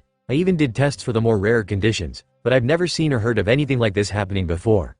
The head nurse continued with a frustrated look on her face. But are they okay? Thatch asked in concern. He had really come to like the brothers, and after their shitty lives, he just wanted them to be happy and healthy. I don't know. There isn't any damage internally and there isn't anything externally. However, it looks as if they are in pain. Not to mention the sweating and the thrashing. Whiskey said, picking up the clipboard again to re-examine her notes as if the answer would show itself the 20th time after looking at it. What can you tell us, daughter? Whitebeard asked gently, seeing how conflicted Whiskey looked about the brothers. The nurse looked up at her father figure again, sighing. All I know is that it looks as if the brothers are just sleeping, Whiskey said, confusing everyone again. But we can't wake them up, so is it like a coma? Jiru asked, remembering that Marco mentioned trying to wake them up with no success. Yes, exactly. However, people in comas are completely unresponsive. They don't move, they can't feel pain, and they don't react to light or sound. Whiskey informed easily, probably having told this to herself many times while examining the brothers. But the brothers have been moving. Izo said softly, Whiskey nodding. Exactly. A coma would be the easy answer if they weren't so expressive and responsive. There isn't any trauma that would knock them unconscious, and there isn't anything physically wrong with them. It merely seems as if they're sleeping, dreaming even. My best guess is that they're stuck in REM sleep, which is unusual in of itself. This earned the nurse looks of confusion. Why's that? Fosa asked. Well, when we sleep we go through CYC when we have our most vivid dreams. The first cycle, we only stay in REM sleep about 10 minutes, but as we continue cycling the amount of time we stay in that cycle extends longer and longer. What's unusual is the fact that it's been going on this long. Normally, by our last REM cycle, we'll reach maybe an hour, but it should never be as long as this. Not to mention the fact that we can't wake them up at all, Whiskey said, once again putting her clipboard down. So, they're basically just dreaming and we can't wake them up. Atmos summarized. Whiskey nodded in confirmation. Are they at risk of getting hurt, or getting worse? Kingdu asked. As much as I wish I had answers, I don't. There's the potential that they'll hurt themselves with their thrashing, which is why we've restrained their hands and feet, but other than that, I don't know if this could be permanent, become permanent, or even gets worse somehow. All we can do right now is monitor them and attempt waking them up, Whiskey said. It was silent after that, everyone mulling over the nurse's words. Thank you, daughter. Are we able to visit them? Whitebeard asked, everyone looking at the nurse, all of them wanting to see the brothers despite the state they were in. You can, but it's not exactly a pleasant sight. There are also a few more tests we'll be attempting to wake them up, Whiskey said a bit hesitantly. We understand. If at any point we have to leave, we will, Whitebeard said, the commanders nodding in agreement. Whiskey looked at them all a minute before nodding as well. Alright, I should be heading back now. We can take up to 4 guests for now, she said, standing and picking her clipboard up as she did. She didn't stay long enough to listen to the debate of who got to see them first, deciding her presence was needed more in the infirmary. The brothers had always been a mystery, and even after thinking they had learned all they could about the brothers, they still continued to mystify them. Looking over her notes, again, Whiskey let another huff of frustration fall from her lips. There were no drugs in their systems, they responded to light, they seemed to be feeling pain, and they were moving, which already contradicted what she knew about REM sleep. Whenever someone went into REM sleep, the skeletal muscles would be paralyzed. None of it made sense, but then again, nothing about the brothers made sense. Heightened hearing, heightened smell, heightened eyesight, rapid healing. The list of abnormalities piled high. Not to mention the many phobias and, no doubt, mental illness they had because of their time in the facility. Whiskey had a strong feeling that all 3 of the brothers suffered from PTSD, but due to the brothers' phobia of nurses, she had yet to push the envelope on that subject. She didn't want to scare them away, but she truly wanted to help them. It was a very conflicting feeling. Walking into the infirmary showed her that there had been no improvement in the brothers' condition. Nurses surrounded their beds, all trying to find out what was wrong, and for a brief moment, Whiskey was glad the 3 were comatose, for lack of a better word, while it was happening. If they had been awake, they would be terrified. Shirley, what's the update? Whiskey asked as she walked over to a nurse with reddish-pink hair. Shirley looked over at Whiskey's words before looking at her own clipboard. Nothing much. We've tried a few more things to wake them up, but we've been unsuccessful, she said, gesturing to the still very much asleep brothers. Whiskey sighed, moving to see what Shirley had written. Damn, and I thought for sure that one would do something, Whiskey said, looking at one of the methods the nurses had tried. Me too. Didn't do anything though, Shirley said sadly, looking at the brothers again. The door opened and they looked over, noticing it was just the first group of visitors. Jiru, Jozu, Rikuyo, and Vista all walked in, casting worried glances at the brothers. If you wait there a moment, we should be clearing up around the brothers. You can sit near them then, Whiskey said, noticing that, after another failed attempt at waking the brothers up, the nurses were dispersing again. The commanders nodding, waiting patiently until the spaces beside the brothers was clear, before moving to sit down. The brothers, despite being restrained, were still attempting to move their bodies, their straps straining as they pulled, and their faces scrunched in a mixture of what looked like pain and fear. My God, Vista muttered as he sat beside Sabo, I know. We're running out of tests, and at this rate, we're going to have to wait it out. Whiskey said. There was silence, only the sounds coming from the brothers filling the air. Time seemed to pass slowly as all the nurses continued working, the commanders occasionally moving away to let them work. Eventually, those 4 commanders left and a new 4 came in, like a rotation. At one point, Whitebeard himself had even come in to visit, but after the designated time was up, he too left, allowing a new 4 to enter. This went on until it was Marco, Thaj, Izo, and Haruta in the room. It was the 4th rotation of commanders and it had been about 2.5 hours since the brothers had been in the infirmary. Whiskey was at one of the desks in the room, poring over her notes again and again. She only had one more idea that they could try. She was just waiting for a nurse to bring her what she needed in order to attempt it. I've got it, Whiskey. Speak of the devil. As Whiskey got to work on her newest idea, the commanders all sat despairingly at the brothers' bedside. "What do you think they're dreaming about?" Haruta asked softly from where he sat beside Luffy's bed. Izo sighed beside him, looking at Sabo's pained expression. "Whatever it is, it doesn't look like a fun dream," he said, moving the blonde's hair from his sweaty forehead, having sat beside Sabo. "No kidding," Thatch muttered from where he sat on Luffy's other side. Marco, at Ace's side, sighed, opening his mouth to speak, but stopping when Whiskey started walking over. All of the commanders had been given instructions on what to do when the nurses attempted to wake the brothers up. It was unpredictable what state the three would be in if they woke up, so the commanders were to be the first thing they saw rather than a nurse. If the brothers seemed calm, they would unstrap them immediately, but if they seemed hostile, they would attempt to calm them down until they could be let go without worry for anyone's safety. "Another test, Yoi?" Marco asked instead of whatever he was going to say before. Whiskey nodded, holding a vial of liquid in her hand, the top cork shut. If this one doesn't work, it's back to the drawing board," she said with a tired sigh. Marco and the rest of the commanders watched as Whiskey moved to the other side of Ace's bed where no one was sitting and uncorked the vial. "What is it?" Haruta asked, eyeing the liquid in confusion. "It's like the smelling salt we tried on Ace and Sabo the first time they were brought in. This one, however, has a few changes to it. I added jasmine, which increases beta waves, and citrus and peppermint scents which help in the same way smelling salts do," the nurse said, placing the vial under Ace's nose, careful not to let the thrashing teen's face knock it out of her hand. "Doesn't sound like it'll smell all that good," Thatch said, scrunching his nose up in thought, but got no response to his words as everyone watched, hoping the concoction would work. It seemed it wasn't going to though, Ace's face in the same mixture of terror and pain as it had been the whole time. But right as Whiskey began pulling the vial back, pushing the cork back into place, Ace's eyes flew open and he made the loudest gasp for air the crew had ever heard. It almost sounded as if he hadn't been breathing for a few minutes and he was only now getting oxygen. Everyone could only stare in shock for a minute before there was finally movement. Marco shot up out OFH, the two of them moving to either side of Ace and watching as the teen looked around wildly, the same terror they had seen on his face now in his eyes. "Ace, what's going on? Let me go, you damn bastards." Ace's fear left, quickly being replaced with a fiery hatred that shocked the two commanders momentarily. "Hey, Ace, calm down. I swear when I get my hands on you." Ace cut himself off as he pulled on his restraints furiously. "Calm down, Ace. Everything's alright. I'm gonna kill you. When I get my hands on you, I'm gonna rip that damn smile off your goddamn face." The snarled words surprised the commanders, but they shook it off, Marco watching as Ace continued straining himself, trying to get out of his restraints. "Ace," Marco said firmly, snapping Ace's attention to him. He kept a straight face as the teen stared at him. "You need to calm down. No one here is going to hurt you. You're safe, it was just a dream, Yoi," Marco said, his voice still firm, but gentle at the same time. Ace stared at him a minute, his expression slowly relaxing and the anger fading. "Marco, what's happening?" Ace asked, pulling at the restraints again, this time only gently, as if testing them. "You and your brothers have been sleeping? We're not exactly sure, Yoi, but we couldn't wake any of you up," Marco said, and sensing that the teen was calm now, began undoing the restraints, Thatch helping. "Sleeping? Crap, where are Luffy and Sabo?" Ace asked as if suddenly realizing something, his eyes going wide. "They're right there." Thatch was cut off when Ace jumped out of the bed, rushing over to Sabo's side. Izo stood up on the other side, in case he needed to stop Ace, but didn't do anything as Ace held Sabo's shoulder in a firm grip, keeping the blonde from thrashing.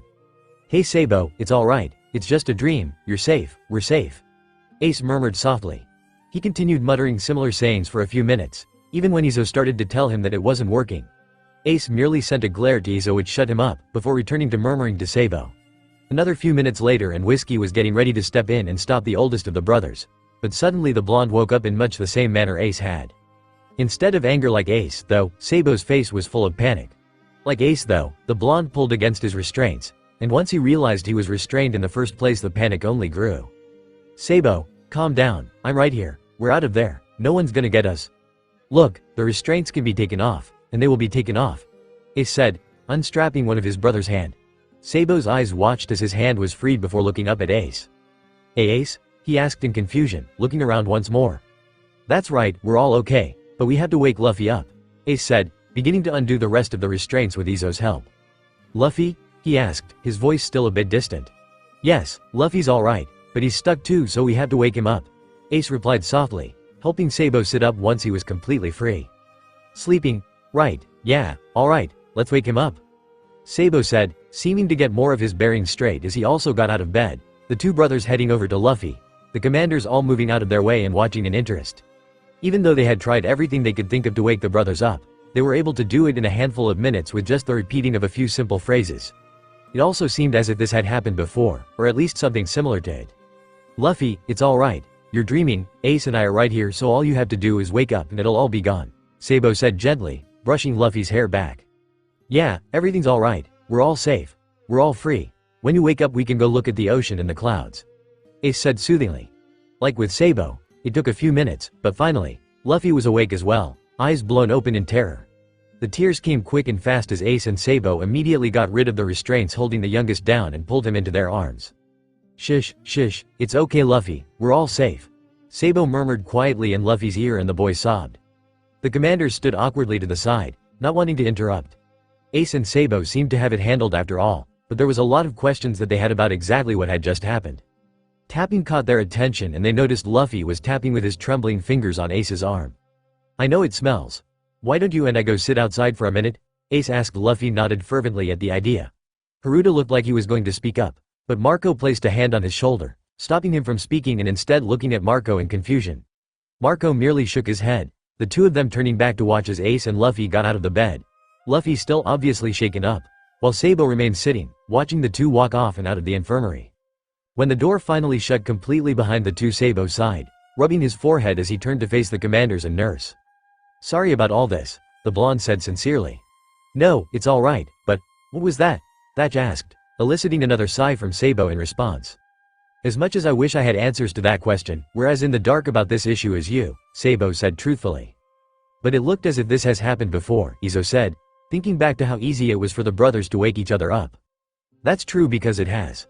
I'll give the best explanation I can, but as I said before, we don't know much about whatever this was. Sometimes when we go to sleep we just can't wake up. We get stuck in our dreams, or rather, our nightmares, and it's extremely difficult for us to wake up. We don't know how long we would stay asleep without outside assistance. The longest it's lasted before was a few hours. This rarely happens, and we've never had all of us stuck at once. Normally it's just one or two of us," Sabou said, his nightmare still flashing behind his eyes, and he had to keep reminding himself that that's all it was, a nightmare. "When did this start happening?" Whiskey asked. "I don't know. Sometime during the facility. We've always just assumed it was another test, another side effect from a drug, but then it never went away. My best guess is maybe 3 years in," Sabou said, trying to remember who even got stuck first, but coming up blank. "And when you're stuck, you're dreaming, having a nightmare?" Whiskey asked for confirmation. "That's right. They're not very pleasant to put it lightly and they're extremely vivid. It may as well be reality for us, so when we wake up, as you saw, we're very disoriented and can't tell the difference between our nightmares and reality," Sabou said. "What time is it anyway?" he asked, looking over to the window, noticing that it was pretty bright outside. "It's almost lunch. We noticed that you didn't eat the breakfast we left for you, so we checked on you and found you still sleeping, but then we couldn't wake you up, yoi," Marco explained, Sabou's eyebrows furrowing in thought. "Definitely the longest yet then. Thank you for helping us out. How did you wake Ace up?" Sabou questioned curiously, prompting Whiskey to hold the vial she had used in the air. "I made a concoction of the smelling salt I used on you and it seemed to do the trick after a few minutes." Sabou nodded at the head nurse's explanation, eyeing the vial curiously. He was about to say something more when he turned his head towards the door, everyone doing the same out of instinct. "If you'll excuse me for a moment. It seems Luffy's having a bit more difficulty waking up. I'll be back to answer any more questions you have after if you don't mind," Sabou said, his nerves returning as he remembered the fact he was in an infirmary, addressing the nurse. His nightmare came back to his mind and his every instinct told him it was going to begin to happen right in front of HD. Thought down, taking a deep breath and standing. "Sounds good. I just want to make sure you three are alright," Whiskey said. Sabou smiled to her, nodding before turning and hurrying out the door. He heard the commanders leaving with him, but didn't pay them much mind. It wasn't like they had any reason to stay in the infirmary now that the brothers were out of it after all. He focused his attention back on Ace and Luffy, the former attempting to calm the latter, but it wasn't working as well as it normally would. Walking out onto the deck, Sabou spotted his brothers immediately. It was kind of hard not to when the entire deck was looking their way. Ace sat beside Luffy on the railing, rubbing the youngest back comfortingly as he mumbled soothing words, but they didn't seem to be having the intended effect. Luffy's body was racked with shivers, and both Ace and Sabou knew it wasn't because he was cold. "Look, Sabou's right there, we're all safe, all together. No one's gonna hurt us. We're a part of the Whitebeard's crew now, and we're here with Thatch and Marco and Izo and Whitebeard. No one's gonna tear us apart here," Ace murmured as Sabou walked up to them. The blonde was quick to climb onto the railing beside Luffy, placing a hand on his brother's shoulder. Hey Lou, Ace is right, we're safe here, Sabou said softly, ignoring all of the onlookers the best he could. Once again, he ignored his own nightmare fighting its way into his thoughts, forcing himself to live in the moment. After hours of being stuck though, it made it extremely hard to just push the thoughts aside. But what about the big M monster and the N needles and the D darkness and none of that here, right Ace? Sabou asked, looking at the oldest who looked around dramatically. Nope, I think we're all clear on monsters, needles, and darkness, Ace assured, turning to look back to Luffy who still looked both worried and terrified. Why don't we go sit with Whitebeard, him? You can get some warmth and he'll keep all the monsters away for us, Sabou said, nodding to the giant captain who he had seen looking their way with worry every once in a while. Luffy looked toward the captain as well, a bit of hesitance now appearing on his face as he took in the captain's appearance. He had seen the captain many times. He had felt the captain's emotions even more times than that. So why did the man seem so foreign to him right now? Why did everyone around him seem like a stranger, even though he knew for a fact that he had seen them all at least once during his stay here on their ship? Logically, he knew none of them were strangers, none of them were going to hurt him, but something in his mind told him that that wasn't true, that he had to be careful, watch his back. He knew it was because of the nightmare he'd had, knew that was the reason for the confusing thoughts, the feelings of terror and uncertainty, but it didn't help any. With Ace and Sabou at his side, their feelings of love, warmth, and comfort slowly filtering into him, he found it easier to ground himself, to remember he wasn't sleeping anymore, and that being here was okay, he was safe here. That didn't stop the panic, however. All of them? Luffy's voice was small and timid, but Ace and Sabou tried to not let it faze them, their expressions softening. Every single one. No monster is a match for him, Ace boasted easily. It was definitely a turnaround from the man who would have claimed that the captain himself was a monster only a few weeks ago, but it was a welcome change. True, he may only be saying it to keep Luffy calm, but he was saying it nonetheless. Luffy took another nervous glance to the captain, trying to push down the panic, the heavy breathing, the sweat he could still feel lingering on his forehead. I want to go, he said quietly, clenching his fists on the railing one more time before releasing his hold and getting off, Ace and Sabou following. I still have to go talk to Whiskey, but I can stay out here for a little bit until then. I could even ask one of the commanders to go get her and ask her to talk with us out here if you don't want me to go, Sabou said gently to Luffy, not wanting to leave if the boy needed him, but not wanting to scare him more with a nurse if unnecessary. I think I'll be fine with Ace, Luffy said as he walked, eyes glued to the ground as he did. Sabou nodded, he and Ace sharing a look. I'll be as quick as I can and then I'll join you again, the blonde said, the eldest nodding in response as Sabou turned to leave, giving one last comforting squeeze to Luffy's shoulder. He saw the commanders who had been with them in the infirmary at Whitebeard's side, watching the brothers as they made their slow approach, but thankfully none of them attempted to make conversation with them. Sabou took this as a good sign and left his brothers, walking at a quick pace to the infirmary, wanting to get this over with quickly so he could be with his brothers again. Ace watched Sabou leave, making sure no one bothered him as he disappeared into the Moby. Like his brothers, his own nightmare was clawing its way into his mind, telling him that none of this was real, that this was the dream. He was waiting for the moment he would wake up back in that horrible nightmare land, but realistically, he knew that wouldn't happen. This was reality, not that terrible dream his mind had conjured up in an attempt at showing him his worst fears. When he was sure Sabou was gone safely, he turned his attention back to Luffy and their destination. He easily ignored the stares of the captain and the commanders, instead, focusing on guiding Luffy over to the side of Whitebeard's chair, both of them resting their backs against it. No one said anything to them, and they had no intention of saying anything either, so they all sat in silence save for Ace murmuring words to Luffy whenever it looked like he needed them. As promised, it wasn't too long before Sabou was re-emerging out onto deck, heading right back to Ace and Luffy in seconds. And the three sat there. They sat mostly in silence, sometimes speaking in hushed voices amongst each other, and occasionally tapping to each other, but mostly, it was silent. They sat there until lunch where they ate the food that Thatch brought out onto the deck for them, and they stayed there until dinner, where the gesture was repeated. Sitting out there for that long, you'd think they would get bored, but after their traumatizing nightmares, all they wanted to do was stay with each other, prove to themselves that everything they had seen was a nightmare, not true. When they finished dinner they got up, ready to head to bed, but Izo stopped them, smiling. I think you three should stay just a bit longer. I'm pretty sure Thatch has something he wanted to give you. Confused, the brothers nodded, sitting back down against the throne that was Whitebeard's chair, waiting for the chef to reappear with whatever it was he wanted to give them. It didn't take too long before he came out, balancing plates on his arms like he was a part of a circus. Dessert is here, Thatch sang as he set the plates out in front of them. Luffy smiled and Ace and Sabou both raised an eyebrow. It wasn't often that Thatch made dessert, but they weren't going to complain, especially seeing as it was food. Cake! Luffy exclaimed happily, grabbing his plate and shoving the sweet into his mouth. Sabou smiled now as well, picking up his own plate. It hadn't escaped any of their notice that the man had made all of their favorites today, and that made Sabou's heart warm, knowing that the pirates truly did want to help, even if it was just by doing small things like this. "Thank you, Thatch," Sabou said before eating, the chef beaming happily. "No problem, I hope you guys like it," he said, and Ace scoffed, though was smiling as well. "As if you could make anything we don't like," he said with a slight roll of his eyes, eating with the same ferocity as Luffy. This only seemed to make Thatch beam brighter before he had to excuse himself to make sure the rest of THRT. The trio stayed for a few minutes after that, finishing their food, before they finally decided to head to bed. After some quick good nights, they were rushing back to their room, closing their door and falling into bed with tired sighs coming from all of them. Despite the fact that they were worried about having more nightmares, they all fell asleep within minutes. As they slept, they only had nice, peaceful dreams of the ocean and big, green jungles. Already, the brothers' morning was a much nicer experience than yesterday's had been.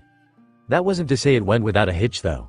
Even though the three were already off to a better start, it was ruined when Luffy quickly began to notice the heavy, omnipresent feeling that hung in the air, cluing him into the fact that someone with darkness was nearby. This, of course, unnerved him and he told his brothers quickly, the two of them stiffening while Sabou strained his hearing for any telltale signs that a certain person was on board. Within seconds, they had their answer when Sabou let out a sigh, frown on his face. "Teach is back. We should be able to avoid him if we stay closer to the right half of the galley on the way to the table," Sabou informed, Ace nodding while Luffy shivered under the pressure of the horrible feeling. The three sat in their shared room for a few moments longer, gathering themselves before they had to go into the same room with a man they wanted to avoid. When they were ready, they left the room, walking slowly to the galley, Luffy holding onto his brother's hands as tight as ever as they walked. When they were finally at the galley they steeled themselves before entering, and once they did they made a beeline for their table, tunnel vision showing them only their destination and nothing else. They made it without incident, but that didn't mean their hearts weren't pounding from the adrenaline pumping through them. Ace could practically feel Teach's gaze on them and tried as best he could to ignore it, deciding to focus more on the spider on the wall making its way to a web on the ceiling. Sabou had his hearing trained on everything Teach was letting spill from his mouth while also doing his best to pay attention to what was happening around them. Luffy was taking deep, calming breaths, allowing the captain's warmth to push away the creepy, sickening darkness. Food was placed in front of them, and it didn't go unnoticed by the commanders that the brothers had noticed Teach's return. They had seen the three take the slightly longer way to the table, furthest away from the man, and they could see Ace, who normally watched the entire room, focusing solely on the wall in front of him, not daring to turn his head. All three of them were stiff as boards, though Luffy seemed to be relaxing a bit now that he was sat at the table. "Good morning," Izo said in an attempt to calm the brothers, though wasn't sure how successful it would be. It seemed to work marginally because Sabou seemed to snap out of it, turning to the commander with a small smile and a nod. "Good morning, Izo," he said, picking up his fork and beginning to eat, a frown replacing the smile quickly. "He's listening," Luffy said suddenly, both surprising and confusing Izo and the rest of the commanders, as well as Whitebeard. "Listening?" Marco asked curiously from where he sat. Luffy nodded, Ace watching the youngest out of the corner of his eye carefully as he began eating quickly, but not so quick that the three could possibly be stuck with Teach out on deck alone. To Teach. Listening for bad things," Luffy said, having noticed that the commanders and captain were worried about them and decided it would be best to explain things to them. "And Ace isn't looking cause he'll just get mad and then he might end up giving Teach bad looks and make him mad, so he's trying not to look, and I'm letting in warm feelings so I don't have to feel the darkness," Luffy said as he ate, letting in some more warmth at the mention of the darkness. "That makes sense, Yui," Marco finally said after a second of silence from everyone else as they processed the boy's words. After that, conversation slowly resumed as normal. The brothers continued eating at a pace that ensured they wouldn't finish before at least one other commander did, so they would have someone to be out on deck with. It turned out that commander was Izo, and within a few minutes, the four of them were heading to the deck together, Sabou making easy conversation with the man as they made their way out so as to keep Teach from getting any ideas. It still unnerved the brothers that Teach had been attempting to talk to them the last time he was on the Moby, and they wanted to avoid that at all costs this time. "So we're already going to be at another island tomorrow?" Sabou asked in confusion. It had only been a few days since they had been to the last one after all. "That's right. I'm pretty sure there's a legend about this island and the last that once said they were connected a long time ago. The two made up an island so large, it took you over a month to walk from one end to the other," Izo said as they walked out onto the deck. "Really?" Luffy asked in amazement, trying to imagine just how big the island would have to be. "Supposedly, yes. Whether that's true or not, who knows, but it does mean that the two islands are extremely close together and travel between them is short," the commander said. "That's nice at least," Sabou said, to which Izo nodded. "It is.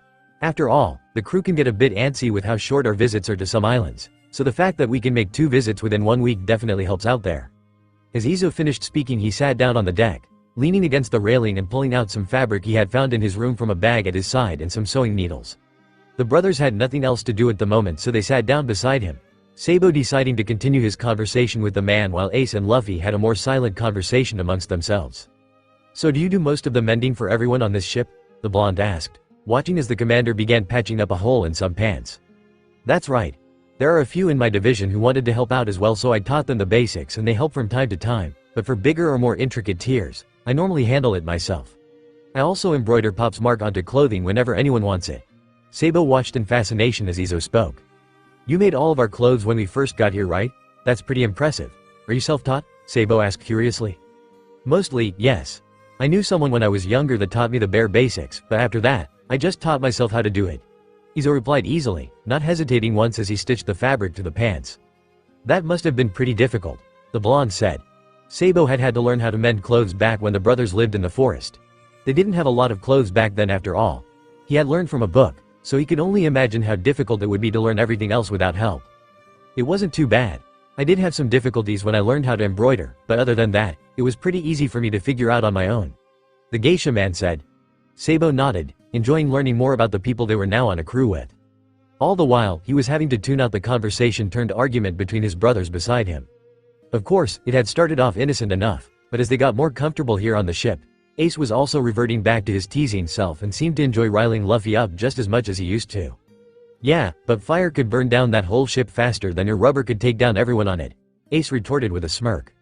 "Nah, I could use my gum whip and knock everyone off faster than your fire could burn," Luffy replied with a pout. "But my fire would make them jump overboard." "Mission accomplished," Ace said smugly, crossing his arms over his chest. "Rubber's still better," Ace snorted at that. "Yeah right, fire's way cooler." Luffy glared at Ace's response. "No way. Rubber, fire. Rubber, fire. Would you two stop already? I'm trying to have an actual conversation over here. I don't need to listen to you two argue," Sabou said sternly, eyes narrowed at his two brothers. The blonde's words surprised Izo, who looked up from his mending to look at Ace and Luffy, dressing now. The commander had noticed the two's tapping, but seeing as he had no clue what was being said, he paid it no mind. Obviously, it was something that Sabou had been paying attention to, and apparently it was an argument. "But Sabou, tell him, rubber's way cooler," Luffy whined, turning to look at the blonde who was frowning at the two now. "Nope. Fire's still better, more effective," Ace retorted, arms still crossed. "Seriously, how long is this going to be an argument between you two? It's been so many years, I think I've lost track," Sabou said, shaking his head and pinching the bridge of his nose in frustration. "Only because Ace is a meanie," Luffy said stubbornly, mimicking Ace by crossing his arms, pouting. "More like you're too stubborn to see that fire's cooler than rubber," Ace continued taunting, knowing it would just rile the youngest up again. "See, meanie," Luffy said, pointing to the eldest, who merely laughed in response. "You know, if you two would just," Sabou stopped mid-sentence, a look of confusion on his face that quickly morphed into concern and slight fear. "Sabou?" Ace asked, tensing at his brother's sudden change of mood. Luffy tensing as well, both because of his own worry, but also because he could feel Sabou's emotions. "Sabou, what's wrong?" Ace asked again, Izo watching with concern now as well, mending forgotten on the deck. "SSH, I need to listen," Sabou said, and it didn't sit well with the brothers that Sabou was obviously hearing something distressing and the only person they could think to be the cause was Teach. As this was happening, more and more of the crew were starting to exit from the galley, all having loud, boisterous conversations amongst themselves. 11,062, 11,085, and 10,097. Most important, close by. Intel. He couldn't hear the words clearly, both from a mixture of the loud noise coming from the crew and because whoever he was listening to was far away. "Could you tell everyone to be quiet for a moment, please?" Sabou asked Izo, nearly forgetting his manners with how stressed he suddenly felt. It didn't sit well with him that there was someone close by that was talking about them and he had no clue why. He barely saw Izo nod and get up before he closed his eyes, trying to concentrate on the muffled words. "No chances. Retrieve all. Dangerous kids." Sabou tried making sense of the words he could hear, tried filling in the blanks, but it was difficult. He could hear the crew around him quieting down, could hear Ace and Luffy shifting nervously beside him, but forced himself to forget about all that for a moment and focus solely on the voice speaking. "Someone talking about us." Sabou tapped to his brothers, too focused on listening to talk. Whoever had been talking before was quiet now, another voice speaking instead, but Sabou couldn't make out a single thing they said. "Yes, or our numbers?" Ace questioned, because if someone was talking about them, by their names, it would be bad news. Sure, it was already bad that someone was talking about them, but if it was by their numbers it meant they hadn't figured out who they were yet. Numbers. Look over the railing. Can you see anything? Sabou asked Ace, the teen practically jumping up. Nerves scrambled as he looked out at the ocean, searching for anything that could have a person on it. His lips thinned as he quickly spotted the marine ship off in the horizon. They looked like they were heading straight for them, but it would still be a good few hours before they would reach the Mobi. Marines. Ace responded, causing Sabou to tense further, his eyes still closed in concentration. What's happening, Yoi? Ace heard Marco ask the question, though it was said quietly, probably because Izo had urged the crew to stay quiet. The first commander was kneeling beside Luffy, who was watching his brothers carefully, doing his best to ignore the darkness rolling from Teach, who stood somewhere in the crowd of curious people. Sabou hears someone talking about us. Ace sees marine ship. Being quiet so Sabou can concentrate. The voices are far away and hard for him to hear. Luffy whispered back, fingers fidgeting with the ends of his shorts. Marco frowned, looking at Ace's back and deciding the marine ship was most likely somewhere in the direction he was looking. Sabou's eyes were still closed, a look of deep concentration on his face, and even a bit of frustration. Strong even without devil fruits. Made sure of it. Wanted strong marines after all. The voice was a little clearer now, Sabou able to hear more of the conversation than before, but it only made him more confused. These marines clearly knew about the testing, and they seemed to know more about their powers than the news had released, but the last bit confused him. Wanted strong marines? What the heck did that mean? Of course, Sabou had some theories, but who knew what was right? If they're that strong, can we win? It seems. No chance. Monsters. This was the second voice now, the one that hadn't even been distinguishable before. You think we? Plan B. Don't worry about them. After this, won't be an issue anymore. The more the voices spoke, the worse Sabou felt. What did any of this mean? It didn't sound good for him or his brothers though, he knew that much. But they're wanted alive. Can't kill them. Sabou's blood ran cold at the words. All those years they'd spent in the hell that was the facility, they knew there was a high risk that something would go wrong and one of them would die. It had happened multiple times even, but the fact that they were now out of that place and he could hear someone saying he was going to kill them so confidently, it made Sabou even more worried than when he was in the facility. Screw what the higher-ups say. My life or theirs, I choose theirs. Claim it was an accident. Won't know a thing if we use this. So there was something this man had that would kill them? Was it a weapon? An injection? Devil fruit? Sabou wished he could see the people talking, could see what the man was talking about. I guess. The second man's voice was full of uncertainty, but the first man just laughed. Don't worry, leave it all to me. The conversation died off after that, but to be sure, Sabou continued listening for another minute.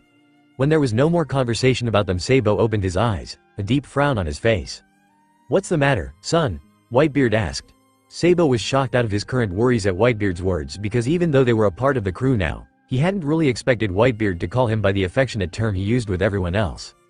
After shaking himself from that thought and remembering there were more pressing matters to be concerned over, his frown reappeared.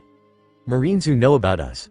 I couldn't make much sense of all of it, but what I did hear wasn't good, Sabou said, and he could see the confusion on the crew's faces besides the commanders and captain. After all, they knew nothing about the brothers' enhancements. Looks like they're a few hours away still, Ace informed, still glaring disdainfully towards where the ship was, only causing further confusion. Why don't we go discuss this in the meeting hall, Yoi? Marco suggested before everyone could start asking questions at once. Sabou nodded, standing up off the ground along with Luffy and Marco. The commanders all began addressing their own divisions, telling them that they would inform them what was happening after the meeting, which the crew seemed to understand. Sabou also heard Marco telling those who were going on watch to keep an eye out for the marine ship. Meanwhile, Whitebeard and the brothers headed straight to the meeting hall, the brothers finding comfort in the giant man walking with them even though there were marines threatening their lives only hours away. The walk was quiet, but that was fine with all of them. Luffy was still trying to get over the sudden intense feelings that had come from Ace and Sabou, as well as the fact that he had felt Teach's darkness. All of it was for the boy, so he allowed himself to take in more of Whitebeard's warmth in hopes that it would help calm him down faster. When they reached the meeting hall, they took their seats, waiting for the rest of the commanders to join them. Within a few minutes, everyone was there, ready to listen. What did you hear, son? Whitebeard asked Sabou, getting straight to the point. The blonde sighed, sitting up a bit straighter in his chair as he tried thinking of the best way to explain the chopped sentences he had gotten. I couldn't make out much, they were still too far away, but they definitely know about us. I don't think they know who we are exactly, but they do seem to know we're on the crew, or at least on this ship. Sabou began, already earning confused looks. How? You haven't been here all that long and you were only just joining in on fights, Curiel said. I don't know. I heard the word intel, but I don't know if that has anything to do with how they found out or not. I didn't hear the context of it. They called us dangerous kids, which isn't really a surprise, but it almost sounded like they were saying they couldn't get all of the dangerous kids. Or they didn't have a chance at getting us all? I'm not exactly sure, but they were talking about no chances, retrieving all, and dangerous kids. Sabou said, still having trouble plugging in missing words. After that, they said that we were strong even without our devil fruits, which is true, but the man spoke as if he knew about what powers we had even though it wasn't in the news. I guess it makes sense because he's a marine though.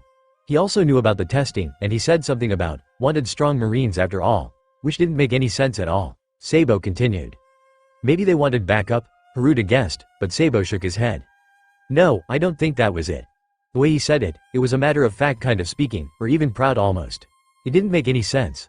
The guy he was talking to wasn't as confident and was concerned they couldn't win against us, but the first guy was confident they would have no trouble. He said something about A, Plan B, and they wouldn't be a problem anymore after this. Sabou said, Ace and Luffy stiffening at the unsettling words. The second guy was worried because we're wanted alive, but the first guy didn't care about what the higher-ups said and was choosing our lives over his. He said they could claim it was an accident and it wouldn't matter as long as they used something. I don't know what this thing is, but it doesn't sound good for us if the man's confident tone was anything to go on. This raised some more concern within the group at all the unknowns they were being faced with as well as their lack of information. The conversation stopped after that, so I didn't hear anything else, but a shrill noise stopped Sabou from speaking. A hiss left his mouth as he covered his ears with his hands, the loud noise muffling anything being said around him. Sabou? Luffy asked in fear, but Sabou couldn't hear it. He could only see Luffy's lips moving and the concern on his face. Sabou, what's wrong? Ace asked in concern. They could see that it was obviously something to do with his ears, but they couldn't hear anything, so what was the problem? There, Sabou stopped himself again, realizing he couldn't even hear himself speaking. He didn't want to scream over the noise that the others didn't seem to hear, so he started tapping instead, wincing as the noise continued, not stopping or wavering at all. It was a long, consistent noise that seemed to be all around him, as well as inside his head all at once. Loud noise, probably too high-pitched for you guys to hear, won't stop, can't hear anything. Sabou tapped, Ace and Luffy reading the words easily. There's a loud noise that he thinks is too high-pitched for us to hear. He can't hear anything. Ace relayed for those who couldn't understand. Does he know where it's coming from? Thatch asked, worry etched clearly on his face. Luffy asked the blonde the question and Sabou shook his head, tapping a reply. He doesn't, it sounds like it's everywhere. His guess is it's probably coming from the marine ship, Ace relayed. Fosa, can you go tell navigation to head towards the marine ship? We need to stop whatever this noise is, and seeing as they're already heading our way we may as well meet them. Whitebeard said, Fosa nodding and standing, leaving the room to do as told. You three should head back to your room while we take care of this, Whitebeard said, and Luffy could feel the concern still radiating throughout the room, almost masking the warmth that came from the giant. He turned and looked at Ace, and he could feel the turmoil in his brother, could see that he was fighting himself from exclaiming that he wanted to fight too, but even Luffy knew it would be bad if they did. They wanted to stay hidden from the Marines, and if they fought, they could find out who they were and use whatever weapon they had on them. Alright, Ace said begrudgingly, telling Sabou the plan. Sabou nodded, still holding his ears and trying to ignore the pounding headache that was present thanks to the shrill ringing in his ears. He just wanted the noise gone. I'll walk with you, Izo offered, standing with the brothers. The rest of the commanders stood as well, getting ready to head back out to the deck and make preparations for a battle. Luffy and Ace helped Sabou stand, the sound disorienting the blonde, making him sway a bit, but he righted himself quickly and walked out with them. The walk through the hall was quick, the commanders chatting behind them, Izo making small talk with Luffy, trying to keep him calm, and Ace helping Sabou whenever he swayed. They had only taken a couple of steps out onto the deck when chaos ensued. Pops. The marine ship is closing in, someone said as they ran up, panic on their face, most of the crew at the railing where the marine ship was much closer than it had been when they left. How's that possible? It's only been 20 minutes, Jiru exclaimed as they saw the ship only minutes away now. It was moving at a fast pace which didn't make sense due to the ship's size. We're not sure. We were just about to come inform you, but it suddenly sped up to insane speeds and got closer while you were gone, the crewmate said. Whitebeard frowned, eyeing the ship. Izo, get the brothers to their room, Whitebeard said, Sabou still fighting the loud ringing that no one else could hear. On it Oyaji, Izo said, ushering the brothers along while everyone scrambled for weapons. In the middle of the panic, Ace saw something fly through the sky from the marine ship, landing in the middle of the deck. He didn't have time to warn anyone of what it might be when a loud bang went off. Sabou was pretty sure he was going to be deaf after this. Along with the bang was a bright flash of white that blinded everyone who didn't shield their eyes in time, but Ace, who had been looking right at the explosive, was suddenly overcome with intense pain in his eyes, everything going white and then black. Everyone's ears were ringing and a few couldn't see, But within minutes the effects wore off and everyone could now hear hissing coming from the explosive, a red gas coming from it. "God damn it," Ace hissed, Izo looking at the team to find him rubbing furiously at his eyes. "You alright, Ace?" Izo asked in concern. "I can't see a damn thing and my eyes hurt like hell." Ace hissed out angrily because this was feeling all too familiar to him, like tests Haru would perform just for the fun of it. "It burns," Luffy whined, his voice slightly muffled. Izo looked and saw the team covering his nose, eyes filled with tears. "You alright, Luffy?" Ace asked in concern, smelling something. "My head hurts and my nose hurts cause of the really bad smelly stuff," Luffy said. The commanders and Whitebeard, who were still close by, frowned, realizing that all of this seemed geared towards the brothers, incapacitating them through their enhanced senses. "Izo, take them to Yonels, prepare for a fight, Yoi," Marco called, everyone cheering in agreement and raising the weapons they had in the air. Izo quickly ushered the brothers back the way they had come, back towards the infirmary. Luffy held on tightly to Ace's hand with his free hand, the other pinching his nose tightly, his eyes still watering. He guided his blind brother while watching Sabou carefully in case he became unsteady again. Izo walked close at Sabou's side, ready to catch him if needed, the blonde seeming to be extremely disoriented due to all of the sudden assaults on his eyes and ears. A fight began to sound as they went inside the Mobi, but Izo ignored it, more focused on getting the brothers the help they needed. They reached Whiskey quickly, the nurses all having heard the explosion and fighting sounds, already prepping the infirmary for any injured they would have. "Whiskey, the brothers need help," Izo called, the nurse spinning at once at the words. One look at the group and she was rushing towards them, calling out orders to the other nurses. "What happened?" she asked hurriedly, she and Izo guiding them to beds. It seemed like a flashbang went off out there and blinded Ace. It also started releasing some gas that Luffy says feels like it's burning his nose, and Sabou's been hearing a loud ringing in his ears for a few minutes now that none of us can hear. He thinks it's probably too high a pitch for us to hear. Izo informed quickly so the nurse could help faster. "Alright, Izo, go wet a rag and give it to Luffy to smell through. We don't know what's in that gas and it's the best we've got to keep anything harmful from hurting him further.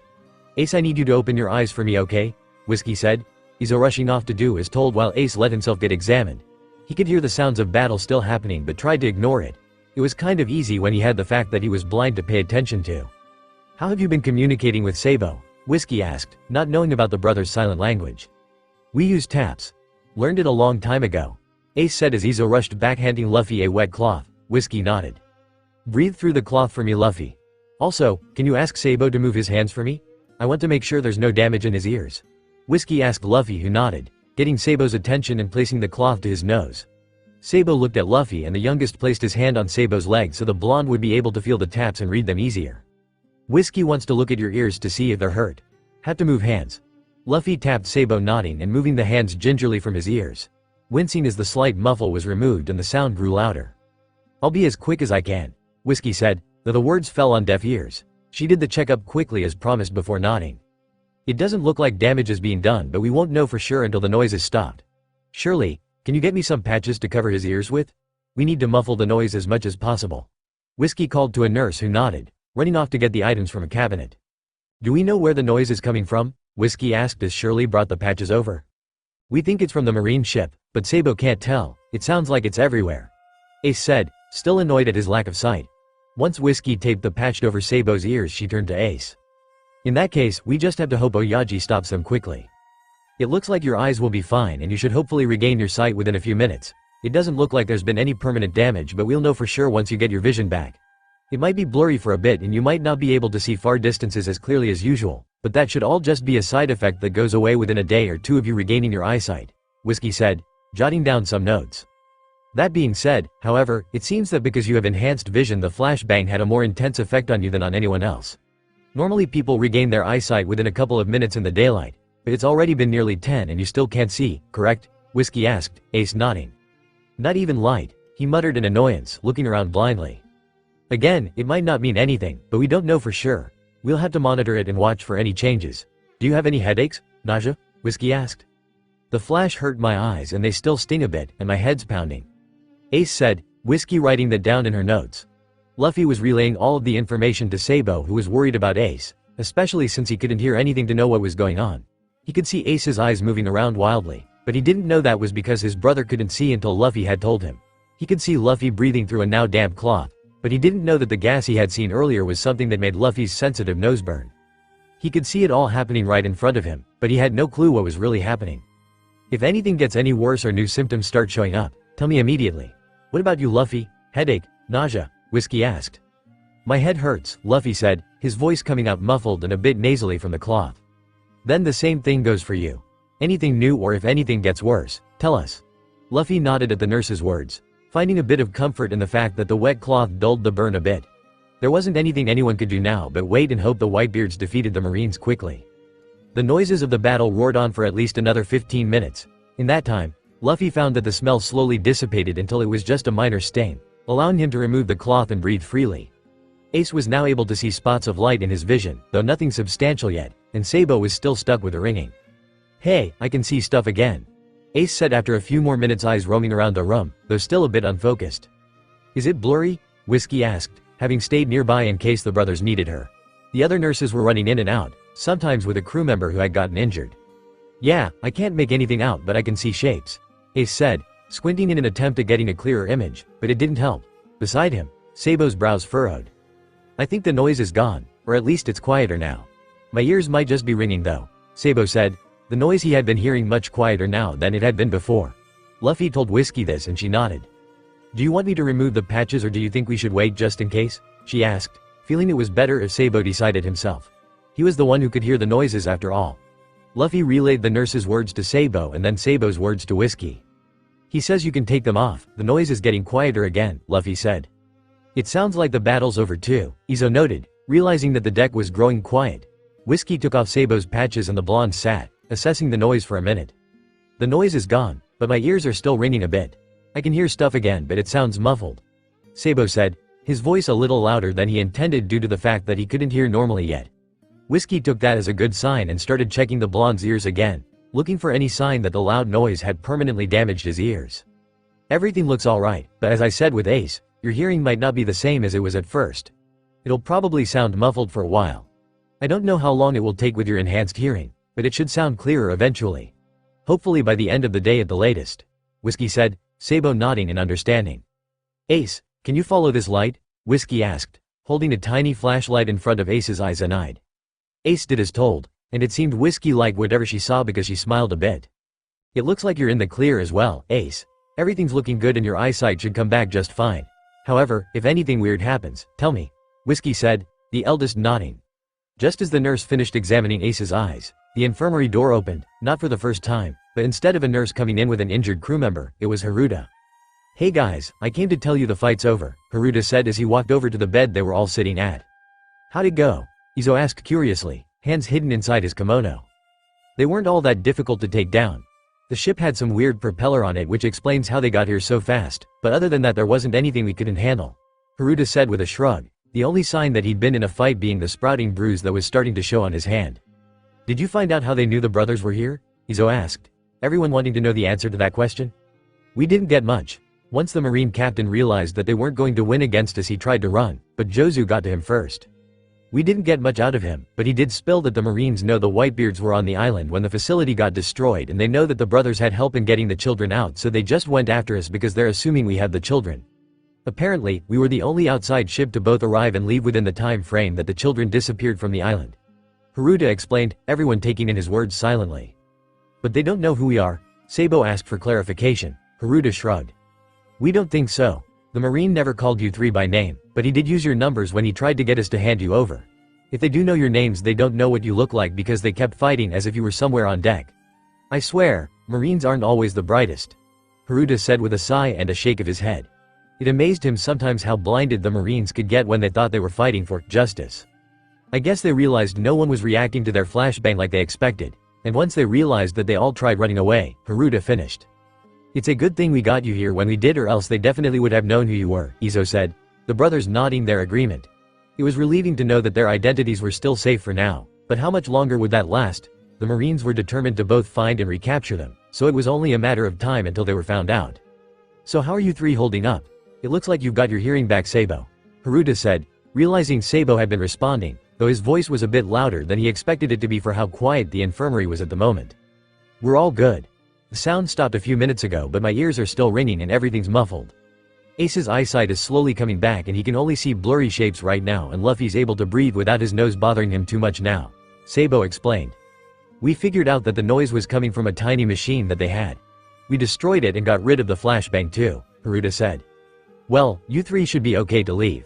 Obviously Ace is going to need some help getting around until his vision returns completely, but other than that you're all set, Whiskey said. The brothers thanked her as she left to go help with everyone else who had come in injured from the fight. You want to go lay down? Sabou asked Ace since he couldn't see anything. Yeah, sure, Ace said with a bit of a frustrated sigh, eyes glancing around the room again, but it was still just a blur to him. Sabou nodded, standing up and smiling to Whiskey. Thank you for the help, Whiskey, he said as Luffy and Ace stood as well, Sabou steadying their impaired brother. It's no problem. Remember, any issues, come right back, Whiskey said, the brothers all nodding and saying goodbye. Izo and Haruta left with the brothers, the two of them speaking amongst themselves. They were out on deck within a few seconds, everyone still cleaning up after the battle. The commanders were going around and helping those who needed it and instructing others on what to do. Whitebeard sat in his chair, overseeing it all, and when he spotted them he gave them a smile and a nod, which Sabou returned seeing as Ace couldn't see it and Luffy was more focused on the smell that still semi-lingered out on the deck. Izo and Haruta left them with their own goodbyes as they headed to Whitebeard while the brothers continued heading to their room.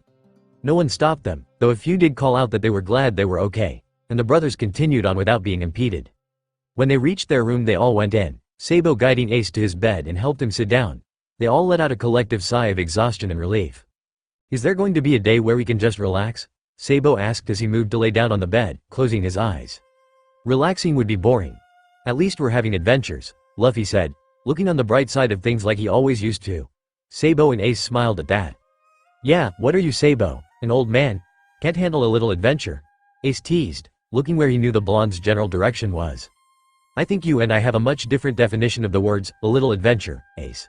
I'd rather have the adventure without all the stress involved with it, Sabou said, knowing that was probably never going to happen. Stress seemed to be something that would follow the brothers as long as they breathed. But that's the fun part, Luffy said with a bright smile, Ace nodding in agreement while Sabou rolled his eyes. Of course it is. Now both of you shush. I want to get at least a little rest before lunch, Sabou said, closing his eyes and trying to ignore the dull rain that he still heard. Ace and Luffy both frowned but decided rest would probably be for the best, the two of them laying down as well. Fine, but only because I can't do anything else right now, Ace said, referring to his lack of sight. Sabou scoffed but didn't respond, the three of them drifting off to sleep quickly. When the brothers woke up from their nap it was because of a knock on their door. Sabou was the first to wake up, his brothers groaning and burying their faces further in the pillows rather than getting up to answer the door. Sabou grumbled in annoyance at having to be the one to get up, but did it nonetheless, rubbing the sleep from his eyes as he walked up to the door. After a quick yawn, he pulled it open, finding Marco standing there. Hey, Marco, what's up? Sabou greeted, blinking a few times, trying to wake up. Lunch is done and Whiskey wanted me to come check up on you guys to make sure you're doing alright. Yoi, Marco said, causing Sabou to remember the events that had happened earlier.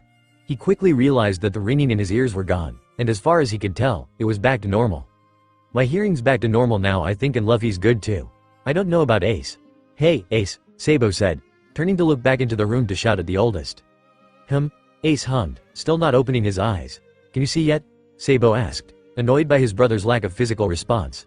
Ace groaned, obviously not wanting to open his eyes to find out, but sat up regardless, blinking open his eyes slowly and looking around. His eyebrows furrowed and he blinked a few times before nodding. Yeah, kinda blurry still, but I'm good.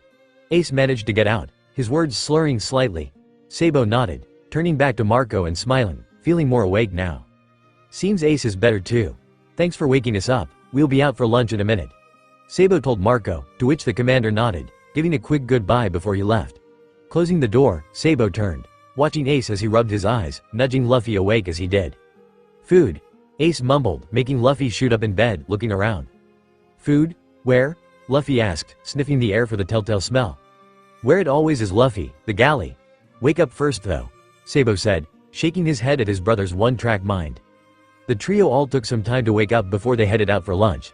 Seeing as there was time for everyone to recover from the battle, more people stopped them on their way to the galley, wondering if they were alright after everything that had happened. Sabou would tell them they were, thanking them for their concern as he did before they continued walking on. Lunch was a much more peaceful event compared to the beginning of their day. Even though Teach was still nearby, he was easy to ignore, especially seeing as they were with the commanders and Whitebeard, people who they trusted wouldn't let Teach do anything horrible. After lunch, there wasn't anything nearly as eventful as their morning had been, which was fine with the brothers.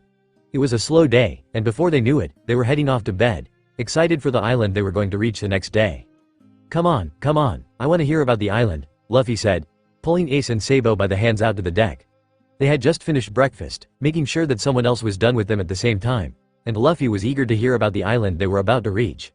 It was still a while away, so Luffy wouldn't be able to see it clearly himself, but that was where Ace came in. Alright, calm down Luffy, we're coming, Ace said, though he was smiling, both he and Sabo happy to see Luffy looking as energetic and outgoing as he used to be. Being a part of the Whitebeards had definitely helped all of them get past their trauma. That wasn't to say that they were in the clear, because that just wouldn't be true, but more and more, their original personalities were showing. No longer were they as timid as they had been after the facility, they weren't as cautious or introverted. Now they were beginning to trust those they were surrounded by, making it easier to smile, to laugh, to relax. It was a welcome change. Is it big? Is there a forest? Or a town? Or animals? Luffy questioned as they reached the railing, the youngest of the trio looking at Ace expectantly for answers to his questions. Ace looked across the ocean, finding the island they were heading towards and taking in as many details as he could see. It's pretty big and there's some forest from what I can see. It does have a big town, but I don't know about animals. I can't see into the forest. The houses are in the way, Ace said, taking in all the details he knew Luffy would want to know about. The trees are tall and it looks like the villagers are getting ready for something. There's a bunch of boxes and stuff hanging around and everyone looks like they're decorating the town. Ace continued, Luffy beaming at his side as he stared at the island that they were growing ever so slowly closer to. Is it a party? Luffy asked excitedly, nearly bouncing in place. Sabo smiled fondly at his brother's excitement, noticing that Flamenco was watching as well, a smile on his face too. Don't know, but it sure does look like it. They have colorful flags out and banners that they're hanging throughout the town, Ace said with a shrug, watching the civilians as they worked to decorate their town. Wow, do you think we could go to the party? Luffy asked, looking to Sabo, who normally dictated whether something was a good idea or not. The blonde merely shrugged. Who knows, Lou, we don't even know what the party's for. We'll just have to wait and see, Sabo said, calming the overly excited teen down a bit. It didn't take long for Ace to describe everything he could see on the island to Luffy, and soon enough the three were sitting in silence, left with nothing to do for the meantime. They were content to sit there for a while until Sabo suddenly remembered the talk he had had with Whiskey after they'd been stuck in their nightmares. After everything that had happened with the brothers getting stuck, the nurse was very obviously worried for the brothers. When Sabo returned to speak to her alone while Ace and Luffy sat out on the deck, she brought up that she had a feeling the brothers suffered from PTSD, which Sabo was inclined to agree with. Whiskey continued on to say that she knew the brothers still weren't comfortable around nurses, which she understood, but she wanted to help them manage their fears and anxieties. She suggested that the brothers come in and she could give them ideas on how they could manage and hopefully help their PTSD, but that involved going and talking to her about it, which also meant Sabo had to convince Ace and Luffy to go do it. Sure, compared to how they first were, the brothers were much more comfortable around nurses, but compared to a normal person, they were miles away from okay. They knew this, which was why something like this would be difficult for them. Sabo wanted to get better, he wanted to get over the trauma that was the facility, and he knew it wouldn't be easy. It would involve doing things he most definitely didn't want to do, however, and that was the problem. Taking those steps to get better, no matter how much he didn't want to do it. So he may as well just bring it up already and see how it goes, because the first step is always the hardest. Ace, Luffy, Sabo managed to finally say. Luffy had known something was going on with Sabo because his calm, peaceful feelings had quickly morphed into a nervous worry within seconds, but Luffy hadn't mentioned it, knowing Sabo would say something if it was an issue, so it didn't surprise him that the blonde was talking now. Yeah? Ace asked, confused. He could recognize the turmoil on his brother's face and he wondered what had happened to cause it. Remember when I talked to Whiskey? After we were all stuck? Sabo started slowly, still unsure how he felt about saying this. Ace frowned, his mind thinking the worst while Luffy continued watching carefully, keeping close attention on his brother's emotions as he spoke. Yeah, she didn't do anything, did she?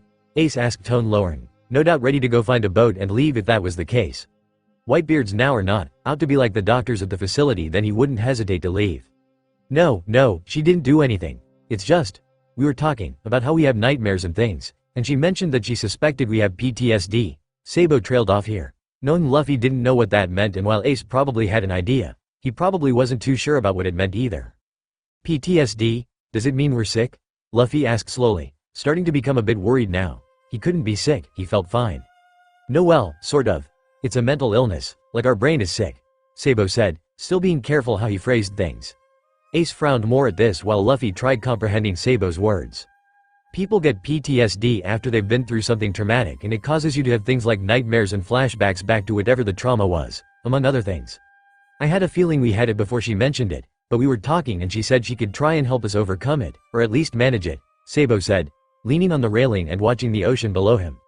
We don't need a nurse's help, Ace grumbled, arms crossed as he said the words Sabou predicted he would. Normally, I'd agree with you, Ace, but this isn't something I know how to help, and the only ones who do know are the nurses. If we want to get better, we had to get their help. Sabou said gently, even though he was still battling with the idea of asking the nurses for help over something so personal to them. They didn't like the fact that they were constantly plagued with nightmares, they didn't like that they couldn't stand walking in big crowds of people, worried that one of them would pull out a needle on them or see their numbers, and they most certainly didn't like that people who were meant to help them, people who were meant to keep you alive, were people they feared the most. It only ever is one bad apple that ruins the whole bunch after all. We're fine. So what, the nightmares are bad, we can handle them. We have been this long, Ace said with a shrug. Luffy still looked uncertain, like he was having his own thoughts on this subject, but Sabou couldn't decipher whether they were good thoughts or not. I don't want to just handle them though, I want to be able to go to sleep and not dread the fact that I'm going to wake up terrified.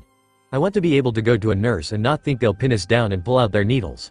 I want to be normal, or as normal as possible after what's happened, Sabou said, his tone of voice becoming almost desperate as he spoke. Ace was silent, thinking over his brother's words carefully while Luffy shifted nervously beside him. If all that comes out of this is I get nightmares every other day rather than every night, I'll be happy. Even if nothing comes of it, I'll still be glad because at least I tried, Sabou said, finishing with a sigh. It was silent amongst them now. The rest of the crew was milling around them, no one stopping to have a conversation with them, no one bothering their tense conversation.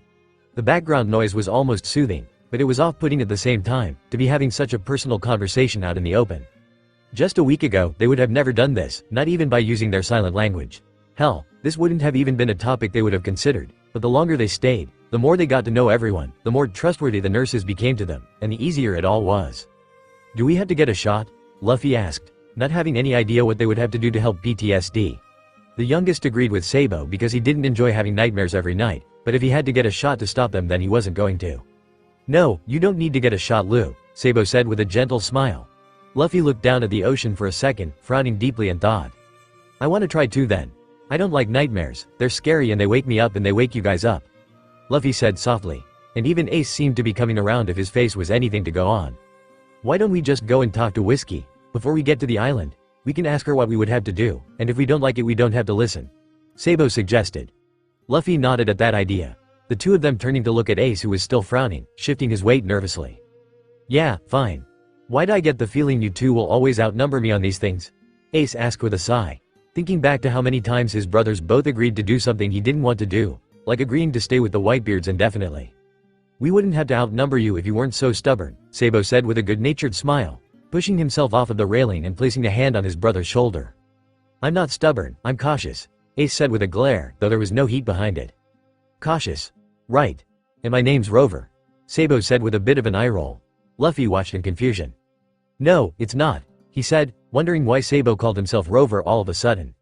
Exactly. Now come on, maybe we'll be at the island by the time we're done talking to Whiskey, Sabou said, glancing back to the horizon and noticing that the island was now much more visible to him than it had been previously. It wouldn't be much longer until they were docking. Fine, whatever.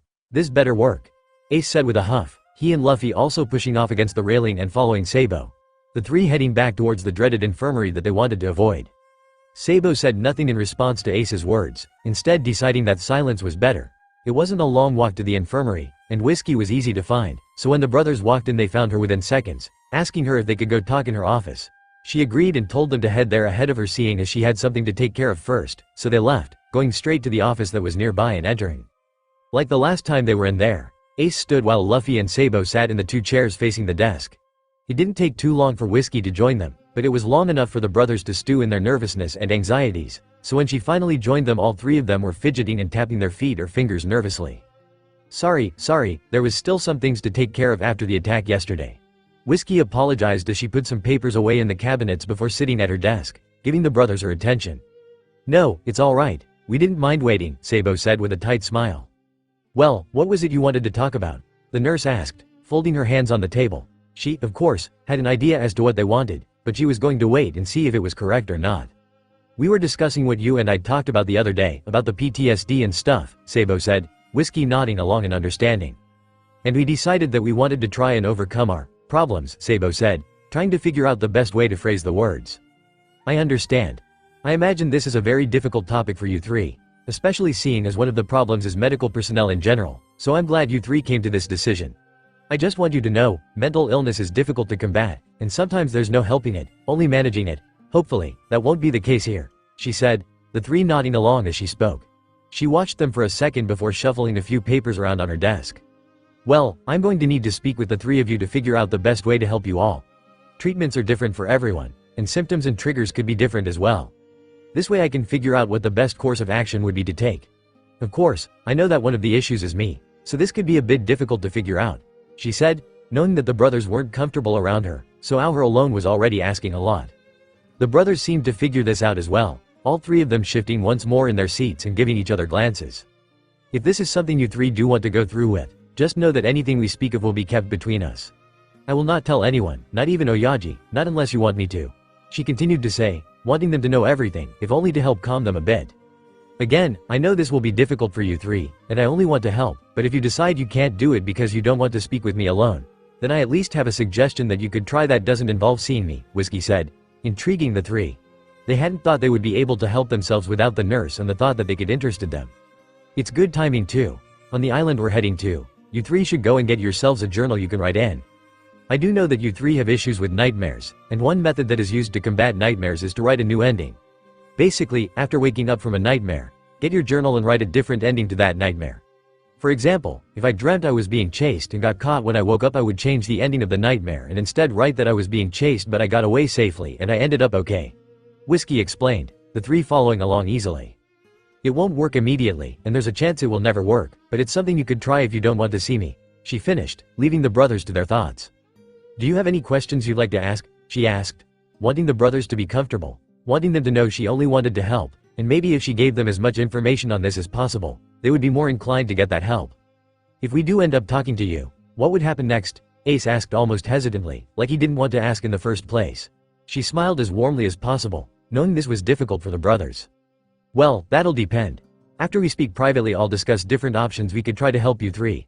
For example, one of you might benefit more from therapy where we talk about what's happened, while another might benefit more from cognitive processing therapy, where I'll help teach you how to change any upsetting thoughts and feelings you might have had since the trauma.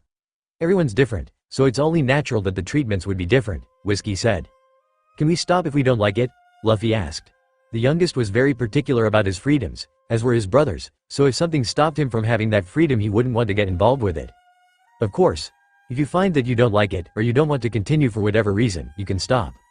No questions asked, Whiskey assured, easing the brothers. The three glanced at each other for another minute, no silent language necessary for them to know that all of them were deeply considering taking the nurse up on her offer. It sounded like it was something they could benefit from, and they really did want the help, but Whiskey had pegged that one of their issues was talking to her, which made all of this that much harder for them.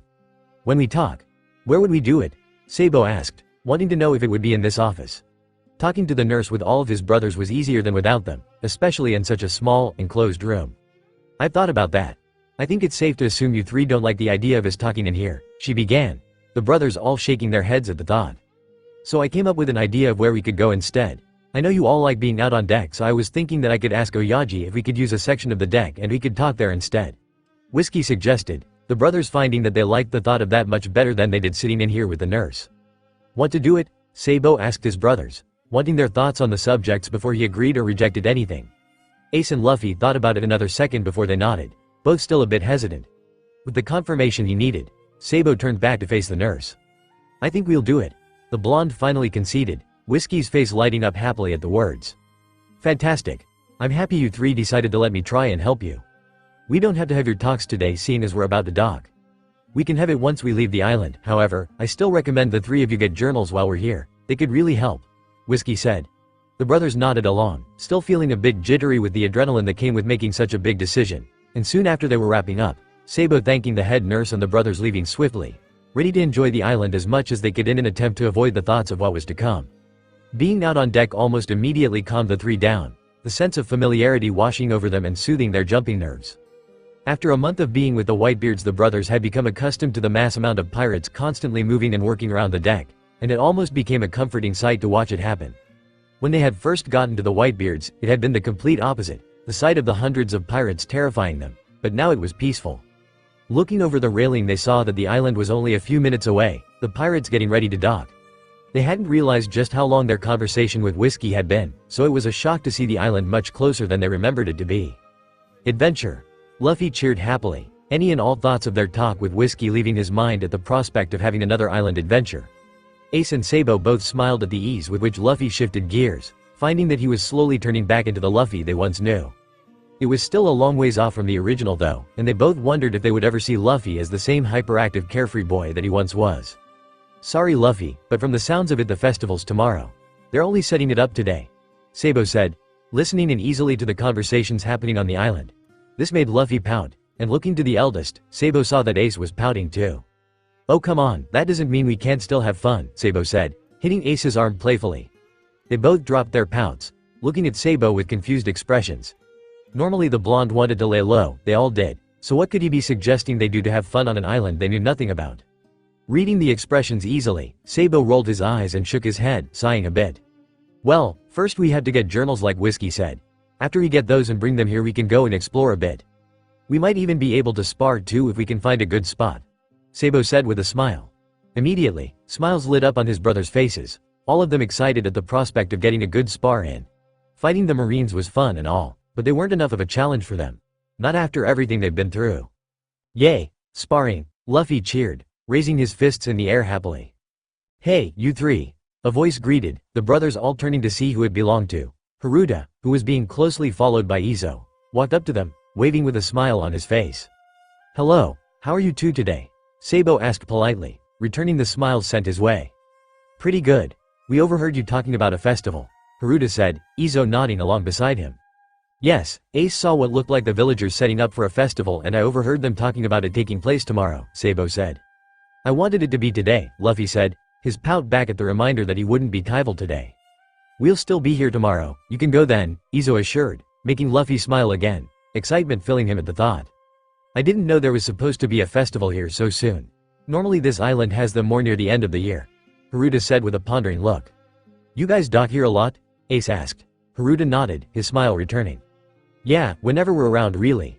Since they're so close to the last island it's a good place to restock and it allows us to split how much we need between two islands rather than buy out the entire store of one island, Haruta said, referencing just how much it took to feed and supply the entirety of the Mobi. Which is why it's strange for them to be having a festival, Izo said, his hands hidden in his sleeves. Maybe they just wanted to throw a party, Luffy said, still excited about the prospect of a festival. He hadn't ever really been to any festivals, only the New Year's festivals that his village used to throw, but even then they weren't that big or grand. Besides, the last time he had been at that festival was almost a decade ago. Maybe. In any case, Marco's going to be heading onto the island with you again. We should be docking within the next few minutes, so if you want to go wait with him, he's near the helm, Izo informed, having gotten the information from Whitebeard. Thanks for telling us, we'll head there now, Sabou said, all of them bidding goodbye to the two commanders before seeking out Marco. They didn't mind going with the man every time they went onto an island. It made them feel safer. When the entirety of the Marines were after you just because of something they'd forced you to be a part of, it made them feel better about it to have the first commander of the Whitebeard pirates walk with them whenever they went out. Marco, Luffy cheered, obviously feeling more comfortable around the man as he nearly skipped over to him, a bright smile on his face. Maybe it was the mixture of an island, a festival, and sparring that made him so outgoing and excited all of a sudden. Whatever it was, it made Ace and Sabou feel nostalgic for the Luffy that they had grown up with in the jungle. The one that would walk up to obviously dangerous people and ask them if they could poop. The one who would swing between trees like the monkey his name signified and laugh louder than the tiger that chased him could roar. The one who would run out of Dayton's hut with them to get out of doing chores that the crazy woman should have never expected them to finish, or even start. Ace and Sabou both mentally cursed the facility for changing Luffy so drastically. Hello, Luffy. Ace, Sabou, Yoi. Marco greeted with a smile of his own. We heard you'll be heading out with us again, Sabou said. I will be. Do you three have any ideas of what you'd like to do? Marco asked. Sabou nodded, but was stopped from answering by Luffy who blurted out before anyone could stop him. We're gonna spar. Luffy cheered happily, and Sabou was beginning to think that maybe Luffy had more pent-up energy than they thought he did. It was a good thing they were heading out to spar. Maybe it would help him expel that excessive energy he seemed to have all of a sudden. Yes, Luffy, we'll spar, but first we need to go shopping, remember? Sabou said with a raised eyebrow, reminding the youngest of what they'd talked to Whiskey about. Oh, right, Luffy said, mellowing a bit, but his smile was still on his face. Shopping? Do you need something, Yoi? Marco asked, looking over at the crew that was now getting ready to disembark. Sabou hesitated a bit, not sure how to quite explain what they were getting. Well, yes. Whiskey recommended we get journals. She said they could help us, Sabou said with a shrug, hoping Marco wouldn't question them more on the subject. It was hard enough to talk to Whiskey about it. Good idea. I know a place you could get some, Marco said, and Ace and Sabou both felt relieved he didn't pry anymore. Nay, Ace, do you think we can find cool journals? Like one with a ship on it? Oh, or one made of bronze? That'd be pretty cool, Luffy said, tugging on Ace's arm. The oldest rolled his eyes but smiled. I don't know Lou, but I'll keep an eye out for the cool ones, Ace assured. Luffy cheering again before he moved closer to the railing to watch the crew finish up everything. What's gotten into him? Ace asked Sabou with a raised eyebrow of his own. Sabou shrugged while Marco watched the two brothers. The commander had noticed Luffy's hyperactivity but hadn't mentioned it, hoping it meant the youngest was becoming more comfortable around them. I don't know.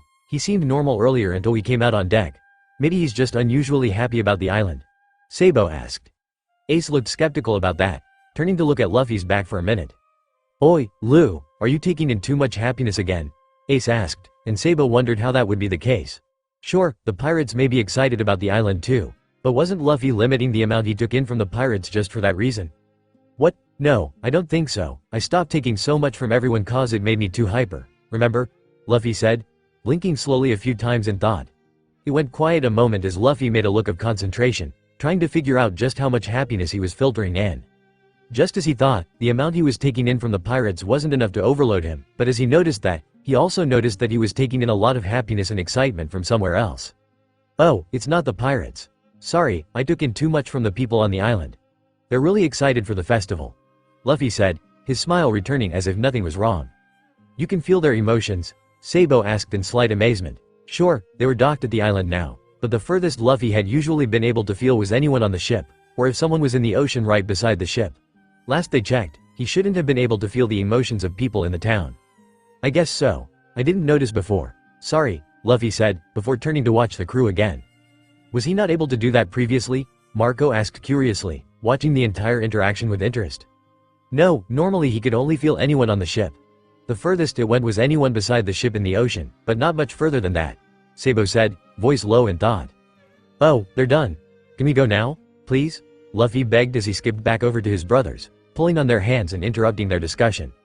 We have to wait until Marco's done, Luffy, Ace said, ruffling his brother's hair. Luffy turned his wide, begging eyes to Marco who smiled again, nodding.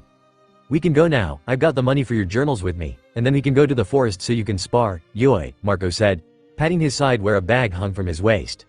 Yes, come on, I want to get the coolest journal, and then I can't wait to spar, Luffy cheered, dragging his brothers off the ship, Marco following close behind. The group went to the shop Marco recommended, and true to his word there was plenty of journals for the brothers to choose from. Luffy ended up getting the red leather journal with a ship and wave pattern embossed on the bottom corner of it. Ace got a black leather journal with a spade embossed on the front of it, and Sabou got a regular brown leather journal with a compass embossed on the front of it. All three had matching leather strings around them to keep them closed. Sabou also made sure to get some pens for their room, as well as a few books that he was going to make Ace and Luffy read so they could freshen up on their reading skills. Happy with their purchases, they went back to the Moby where they dropped their things off in their room before meeting Marco at the dock again, following him to the forest. Luffy chattered happily, and soon they were in a clearing that was perfect for sparring. Marco watched and even gave as they fought to help improve their skills, and soon the sun was setting. Overall, it had definitely been a good day, one the brothers would probably remember as one of the only peaceful days they ever seemed to get. As the man walked along the streets of the village and began nearing the dock, he noticed a group of pirates heading back to their ship. Whitebeards. He knew better than to mess with them without good reason or backup, so he opted to watch the four from afar, making sure they didn't do anything that would endanger the lives of the citizens here. He had been there when the ship first docked and had watched the pirates mill around throughout their town restocking. He sneered at the thought of the savages and was about to turn away when he saw something. 3 of the pirates were wearing wristbands, which wasn't all that unusual seeing as it held the Whitebeard mark on it, but one of them was pulled up a bit too far, and underneath it, he was sure that there was something achingly familiar hiding there. Immediately, he pulled out his Kamiko and steadied the shot on the teen's wrist, taking a few shots of it. He kept the camera out, noticing now that the 3 with the wristbands were all in their teens, the youngest of them barely looking to be in his teens at all. Swallowing dryly, he refocused his attention to their wrists, taking a few more shots of the coverings they wore on them. He was about to put the camera down when the group stepped on board the infamous Moby but paused once again when he watched each of the teens begin taking their bands off. Right there, in clear view of his Kamiko, were 3 numbers that he, and everyone else, had been on the lookout for. Despite the lack of a face to go with the numbers, the man took as many pictures of the numbers as he could before letting out the breath he had been holding. After all this time, he was the one to find the infamous demon trio. He was sure to get a promotion after this.